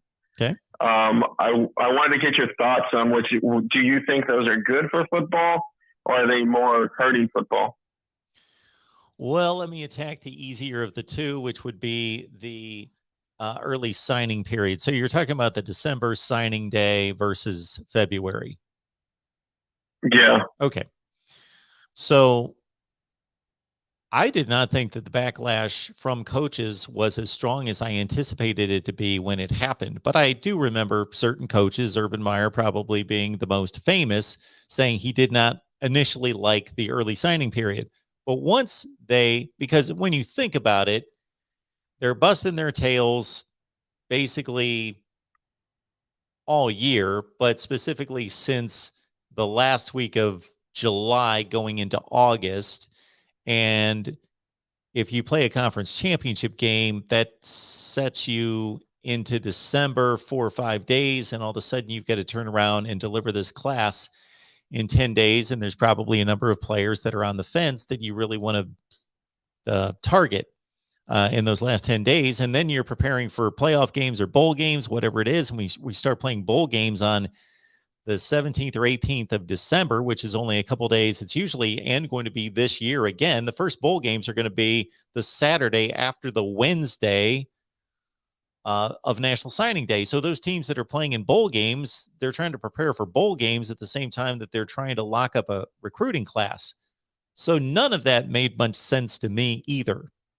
But it seems to not be, I don't hear any complaints from these coaches. Some of them say, we actually like that we're getting this all wrapped up and done, and we're working on the next class, and we can get into the next year and play our last game, our bowl game, and we've pretty much sewn up the class, and we can move on from there and focus on spring practice. And so there hasn't been much issue there. And if anything, I think the impetus for moving up National Signing Day was more so for the player benefit that these athletes had expressed, not any particular group, but just in general, that they get worn down by the recruiting process.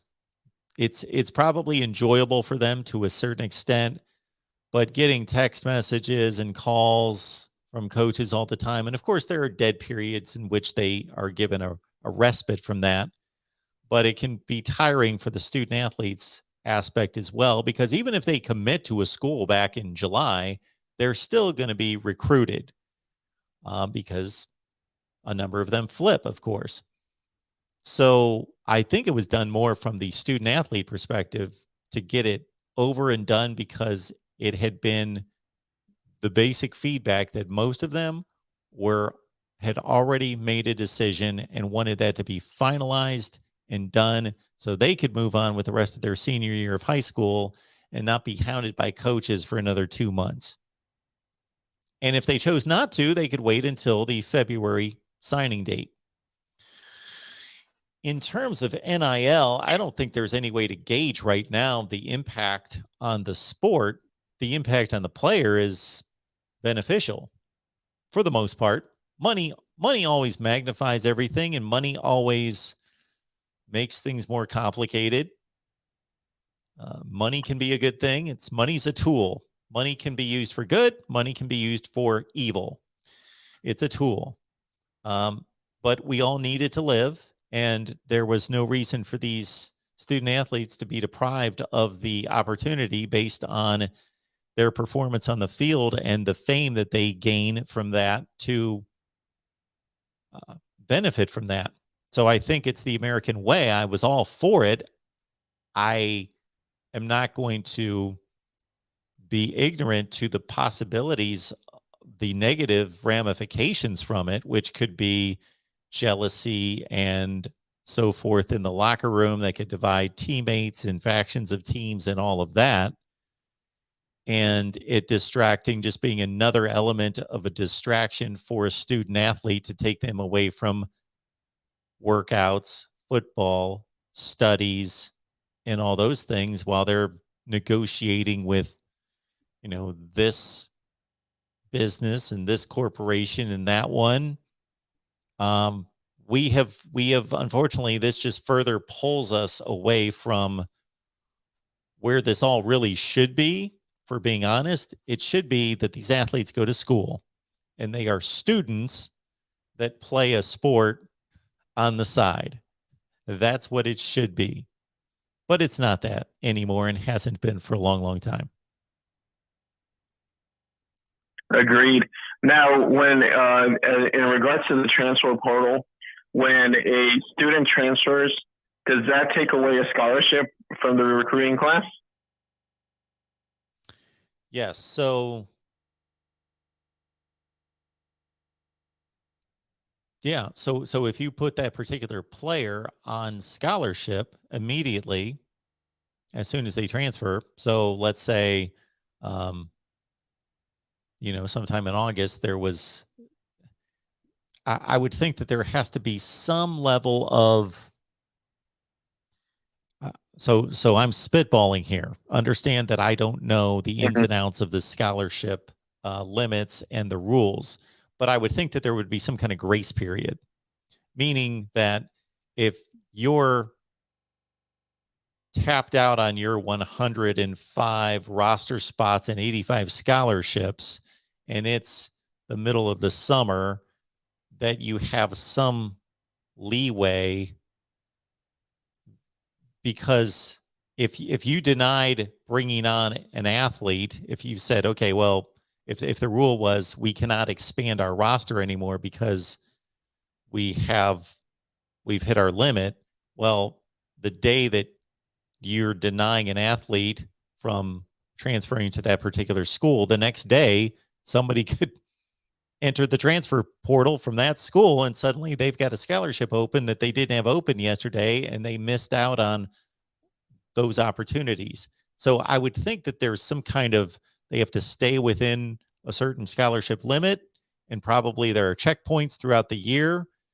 And but I also know that the NCAA gave an expansion of, I believe it was 7. I don't know if it was 7 scholarships or 7 roster spots or both, for this next season, because of the super senior rule and all these athletes that have stuck around. Obviously, with all these athletes, and it's a domino effect, because it went down through the other classes, not just affecting the seniors, but it gave everyone the opportunity for an additional year of eligibility. Well, that would obviously impact your recruiting class size and would grossly limit the number of high school players that want to play college football to be given that opportunity. So they didn't want to do that.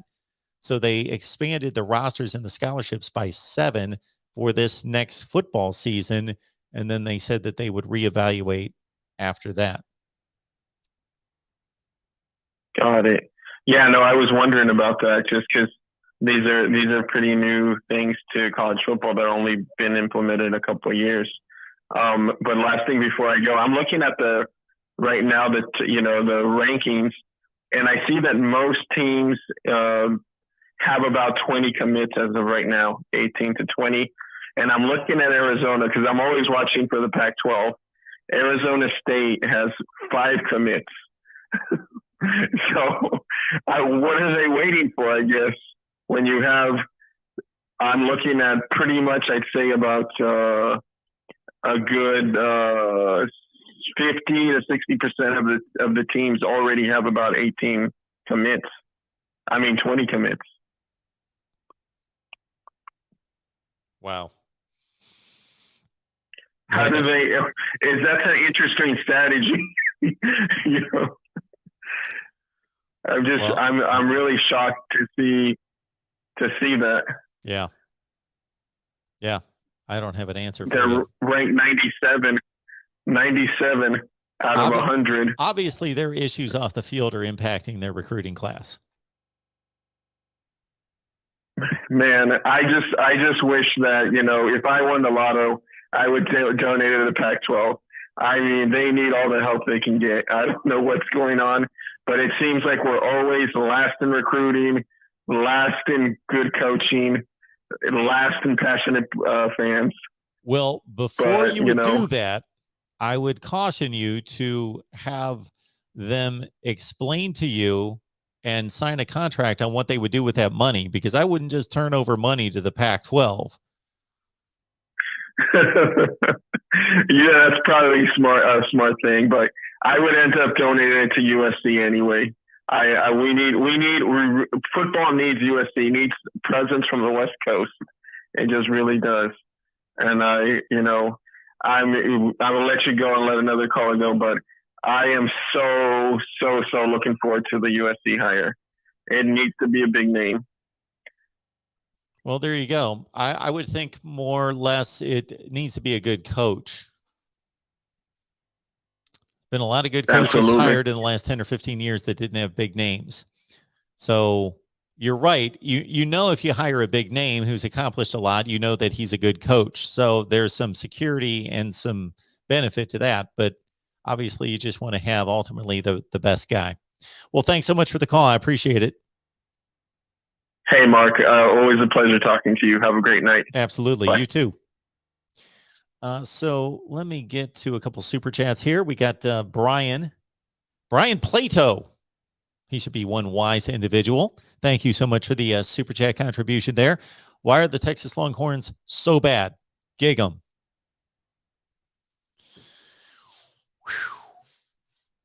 They have culture issues at Texas. They had them before Steve Sarkisian.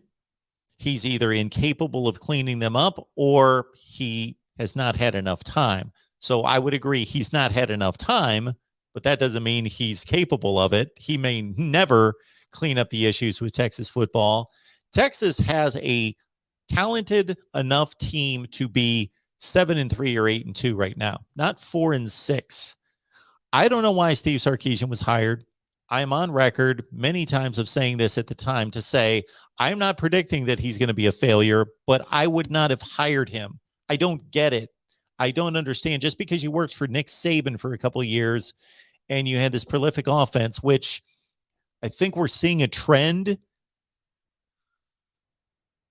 Alabama fans would have to remind me who the offensive coordinator was with the Tide before Lane Kiffin. But anyway, since Lane Kiffin, you could go on through the line, Steve Sarkisian and Bill O'Brien. Hello.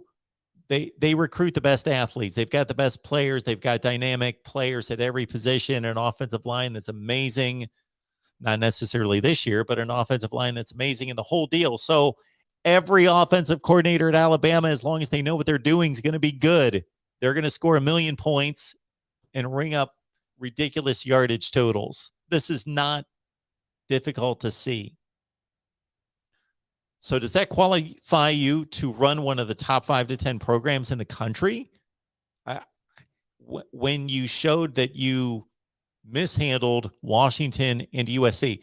And of course, we know what the off the field issues were at USC, but taking that aside, and that I'm sure affected his job performance. But if you look at what he accomplished or failed to accomplish at Washington and USC, he was, if anything, worse than his predecessor and his successor. So in terms of a resume, I don't see how that qualifies him for the Texas job. Now, he may turn out to be the guy and he may turn it around, but I'm on record as of the hire in saying I would not have hired him, and I don't know what qualifications he has. All right. We've got another super chat or two in here if I can find them. I always like to honor them, of course, and they're often attached to questions. So our next one's coming in here. Well, we've got our guy, Falconer X. Falconer X is the king of the super sticker. So Falconer X, whatever a super sticker is, we appreciate it. Thank you so much for the contribution and for being here. And for those people that want to know what the call-in number is, I apologize. I am sorry that I just posted it here in the last 5 minutes. That's a bad habit of mine. 860-499-3332. It's on the bottom line ticker. And there might have been one other super chat. Maybe not. Man, am I behind in this? Okay, that must be it. I still haven't gotten to the bottom of the comments. You guys are pumping out the comments tonight. Wow. I'm like scrolling this thing as fast as I can. Oh, there we got 2 super chats. Let me get to those as well. We've got Justin. Thank you so much for the contribution. Appreciate that so much, Justin. Ohio State, Michigan State will be a great game. Go Bucks. Hit the like button, please. Absolutely. Hit the like button. Consider contributing. If you have a connection to a possible potential sponsor, please hit me up at MarkRogersTV at Gmail. Justin, thank you so much for that. We will have analysis from both sides, meaning Michigan State and Ohio State, on this big game in the Big Ten East, the biggest game of the year in the Big Ten thus far. We just released analysis on the Michigan State side today. We will do so for the Ohio State side tomorrow. And of course, our Ohio State Buckeyes live show is tomorrow at 1:30 Eastern on the Ohio State channel. So join us for that. That will be a big time. Super chat coming in from Ben. Thank you so much for that. I have to show my appreciation for all your great content, especially considering the obvious challenges you face doing so as an Ohio State fan. Yeah, the brain doesn't operate that well as an Ohio State fan. So there is a challenge there. That might be my excuse. Super chat. Thank you so much. Appreciate that coming in from Travis Walker. Thank you so much for that. Much appreciated, Travis. Good to see you. I saw where somebody else, and I lost track of their comment because there's a zillion of them, had commented that they subscribed tonight. So anybody that's listening right now that's not subscribed, please do. The benefit to you is that you hit the bell for the notifications to know when we go live or when we upload new content. The benefit for us is we just want to build a subscriber base and continue to build this channel and all the 25 team channels. So there's probably people listening to me right now that don't realize that we've got, my goodness, Ohio State, Michigan, Nebraska, Penn State, Iowa, Wisconsin, Oklahoma, Texas, Notre Dame, Oregon, USC, Texas A&M, Florida, Auburn, Tennessee, Alabama, LSU, Florida State, Virginia Tech, Clemson, and Miami channels. All those. All right. I am now also considering why the viewer count was probably different on the what George saw versus what I'm seeing, because we're simulcasting on other channels. Got 2 calls on the line. Let's take these 2 calls, then we'll wrap it up for the night. Welcome into the Voice of College Football. Who's on the line? Hey, Mark, it's George. Wait a minute, George. You're George, what's the missing rule? some super chats. Am I missing? I just read off a No bunch. more than No more than twice a night. No more than twice a night, unless Right. you remind me of super chats that are there. So, Right. You miss them because you don't stay current. You're like an hour behind, or half an hour, 20 minutes. You know. Well, You got to keep. You just got to spin past 80 I've been comments and catch spinning. up. Sometimes. I am down to the bottom of. Yeah. Did you hear the super chats I just read off? I read off about 5. I think I caught up with all of them. All right. Did you see Cal 1? COWONE, Cal 1? I don't see that one anymore. I think he's a new guy. But he said, I'm a perfectly straight guy, heterosexual. He said that you have beautiful blue eyes and good hair. That's I will take that comment. That's an interesting one. Right. Beautiful blue eyes. Well, I said Cal 1. I said Cal. I told him, I said, Cal 1, I don't care what you say. That's overboard. Stop it. You know, like we all know Mark has nice eyes and good hair, but we don't talk about it. We don't talk about it openly. All right, back to football. Yes. Texas freaked me out. Oh, did I miss the? No, I think I caught up with everyone. I think I got them all. I hate to miss super chats. I hate that. But all right, George. Thanks for calling in. Let me know about the hair and the eyes. I was talking about what? Texas. I was talking about Texas.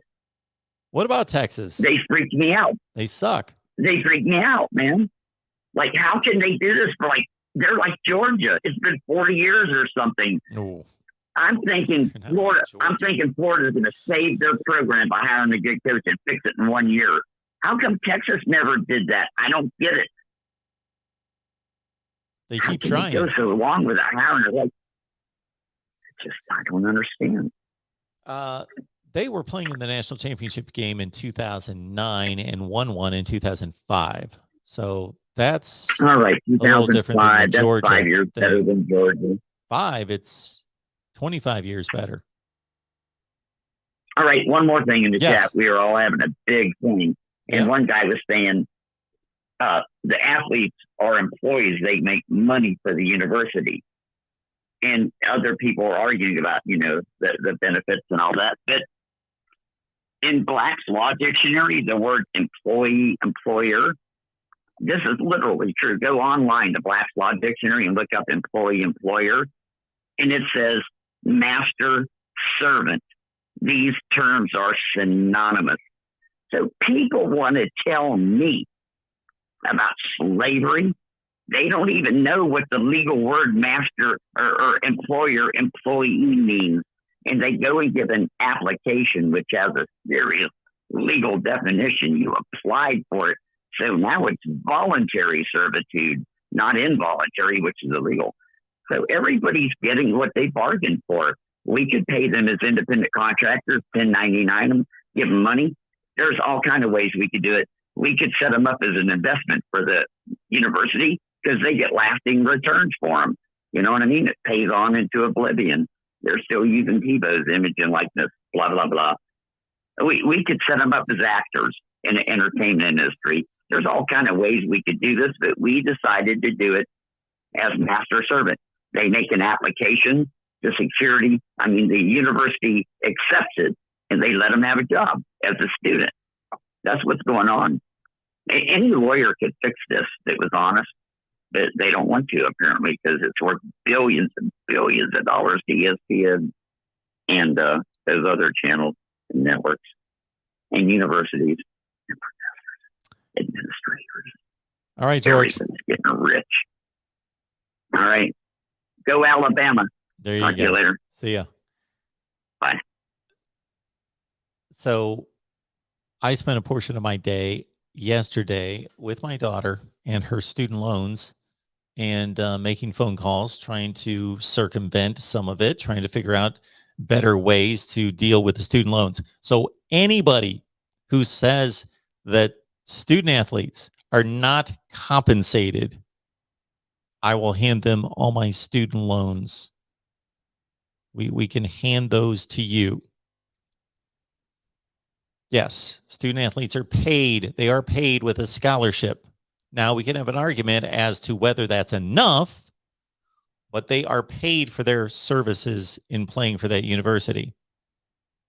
Whatever that's worth, $30,000 a year, $40,000 a year, whatever, depending on the school. So they are compensated. We can have the argument, the debate, the discussion, whether it's enough, but they are compensated. They don't play for free. All right. Next up here at the Voice of College Football, who's on the line? Hey, Mark, it's Travis. Hey, Travis, what's going on? Hey, how you doing, man? I'm good. I saw something that kind of caught my eye that I thought might be interesting for the committee to figure out. Saying that Ohio State beats Michigan and Michigan State, you're going to have Cincinnati sitting at 5, assuming they win out, and then assuming Notre Dame wins out, they would move up to that 6th spot more than likely. So you got a Cincinnati, a group of 5 school, sitting at 5. You got a Notre Dame 11-1 that does not have a conference championship, sitting at 6. You know, it's just kind of interesting. Then, you know, behind them, you got a possible, you know, Oklahoma State conference champion and a Wake Forest ACC conference champion. You know, what do you do with, you know, a Cincinnati, a group of 5, and a Notre Dame that doesn't have a conference championship on their resume, which apparently is, you know, a big deal. I just see the committee kind of sitting there going, what do we do? What do we do? You know, I wanted to see what your take there is on those two teams kind of log jamming up the front there. Well, this year is no different than any other year. So the committee has had to deal with whatever's been presented to them. So this year's no more difficult than any other year. Obviously, each year varies in difficulty, but they've all been difficult except for 2019 was pretty clear cut. So they're going to make a decision on, you know, since 2014, they came up with these tenets of, you know, winning conference championships, playing difficult opponents, performance on the field, etc. As we've gone along, they've gotten away from those because that has boxed them in. And all they tell us when it comes right down to it is they're going to select the 4 best teams, which is a rather moronic statement to make because they don't know who the 4 best teams are. Nobody does. They could say we're going to select the 4 best resumes, but they don't even say that. They're just going to select the 4 best teams. So I am almost positive, because it's happened 6 out of 7 years, that there are going to be teams left out of the playoff that have just as good a resumes and just as good of an argument as teams that are in the playoff. Yeah. I thought it was interesting that since Oregon's lost their one loss to Stanford has not won a game since. Yeah, it's a bad loss. 6 straight, I believe. It might be 5. And I think they lost the game before that, before they played Oregon. So they might have lost the past 6 out of 7 games. Yeah, they're 3-7. I think they lost. I think they've lost 6 straight, maybe 5. I don't know, but they haven't won a game since that. I just thought no one's ever brought that up. I've never heard anybody on anything I watched bring that up since Oregon's lost. The team that beat them has not won a single game. Always thought that was interesting. If Oregon makes the playoffs, they will no doubtedly be the team that will carry the worst loss into the playoff. Yeah, especially if Stanford doesn't win another game. Well, it doesn't matter now whether they win another game or not. It's the worst loss by a playoff team. Yeah. Well, the other one would be Michigan State lost to a 5-7 Nebraska team. But that 5-7 Nebraska team was playing in a much better conference than this 5-7, potentially 5-7 Stanford team. Yeah.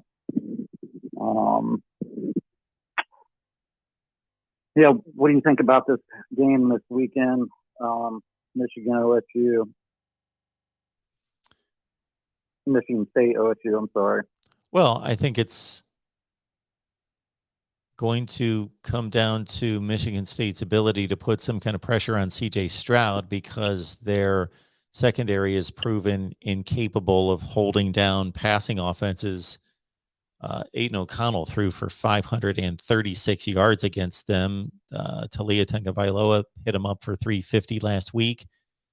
And those aren't inflated statistics. They're all meaningful throws during competitive games. So Michigan State's got an issue containing the pass, and that's not the issue you want to have against Ohio State. Yeah. I'm thinking if OSU can contain Walker, which Walker's going to get his. He's going to get his. I'm a mad, if we hope, I'm an Ohio State, I live in Candid.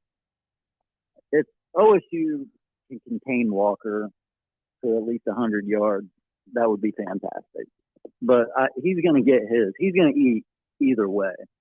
And if they can contain him and force Michigan State to throw, I feel like they're good. But if Kenneth gets off to a start where he's racking up, getting into the 200s, and Michigan State's that's gonna be their best chance if he goes off. Yeah, it also chews up the clock. What's that? It also chews up the clock. If he's running the football and gaining first downs, it doesn't have to be 200 yards, but he's going to chew up the clock and keep the Ohio State offense on the sideline. Yeah. And OSU's O-line plays like they did last week and gives CJ time to just do his thing. It could be another Purdue score. If the O-line can come together again and play like they played against Purdue, that was shocking. I was actually a little nervous playing against Purdue, just given what they've done in the past to OSU and this year top teams. It was, but that O-line came together for the first time like I've seen all year. I mean, it was beautiful. So hoping we can pull that off again.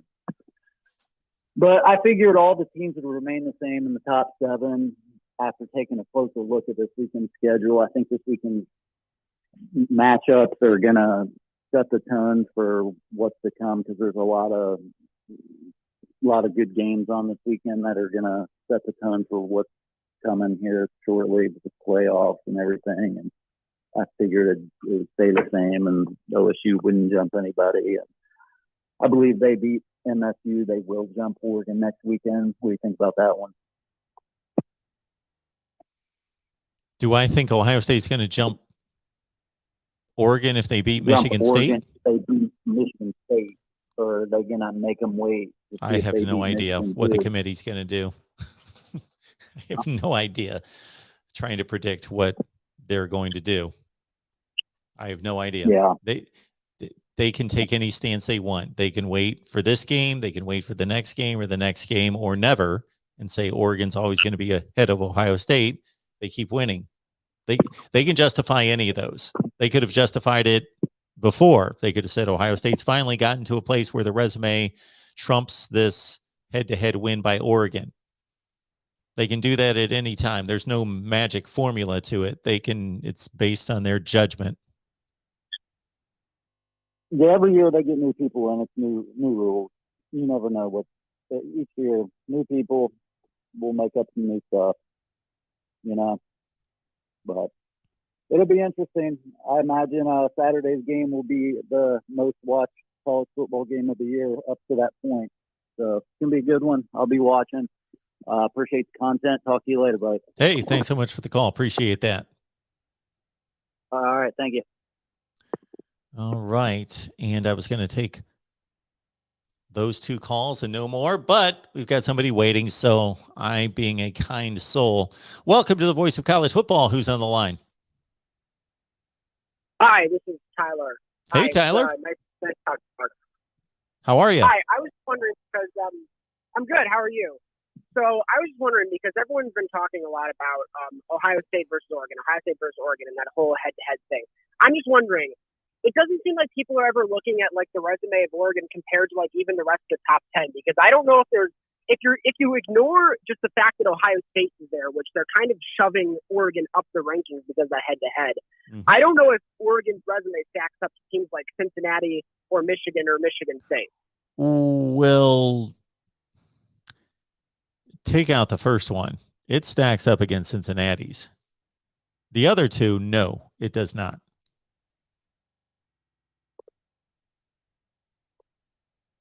Yeah, I wouldn't necessarily say Cincinnati because they're a group of five, so beating Ohio State's really good compared to that. But I think that both Michigan and Michigan State have better resumes than Oregon, considering how bad that Stanford loss is. Yeah, they do. Yep. So it just seems kind of weird how Ohio State, they're forcing Oregon to be put above Ohio. They're forcing Oregon to be put above Ohio State when there's probably at least 2, 3, or even other teams below them who are probably better and have better resumes than Oregon. Absolutely. So we had a caller, I think our first caller of the night said the same thing, and I agreed and said, if you're going to honor the Oregon win over Ohio State, then you can do it one of two ways. You can either say, we're going to have Ohio State drive this conversation. They're going to drive the discussion, and they've got a better resume than Michigan State, and these other teams. So we're going to bring them all the way up to, let's say, number 3 in the country. But Oregon beat them and still only has 1 loss. So Oregon's going to be ahead of Ohio State. So we're going to put them number 2 and Ohio State number 3, then the rest of the teams. Or you can have Michigan and Michigan State drive the conversation in that comparison against Oregon and say, Michigan State, at least those two for sure.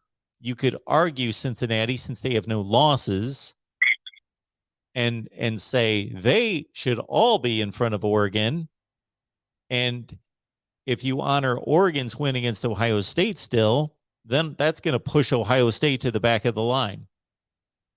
You can do it one of two ways if you're honoring head-to-head.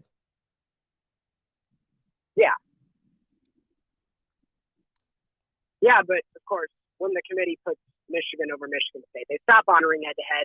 They count a game that happened 2 weeks ago more than a game that, and they forget about a game that happened 2 weeks ago, but they care so much about a game that happened like 8 weeks ago. Well, again, you're opening up a fascinating discussion where there's no right or wrong. It just depends how you approach it. Are we valuing each game exactly the same? Weeks 1 through 12? Or are we saying we want the 4 best teams at the end of the season? Because otherwise, if you're just looking at resumes, that Michigan State game should be counted just the same as Ohio State and Oregon. Or are we saying, well, that's more recent, so it's more valid? Yeah, I don't know if that's necessarily right, but I don't think that counting the game that happened way, way earlier in the season is any better than counting the game that's more recent. Like, you can either count them both the same, or you can count the game that happened earliest as less valuable. Yeah, well, you shouldn't count it as more value. That doesn't make any sense. It seems like that's what they're doing, just because of home and away. Well, that's part of it. Mm-hmm. They're certainly taking into consideration, and they're also supposed to be taking, or so they say. I'm not saying that this is what they're supposed to be doing, but they say they take injuries into consideration. And that Oregon team did not play with its best player against Ohio State. Oh, I did forget about that. I thought you were going to mention the Stanford thing because they had a lot of injuries there. Well, they did there too. But Kayvon Thibodeau missed the game against Ohio State, and they had 5 key defensive players miss that game.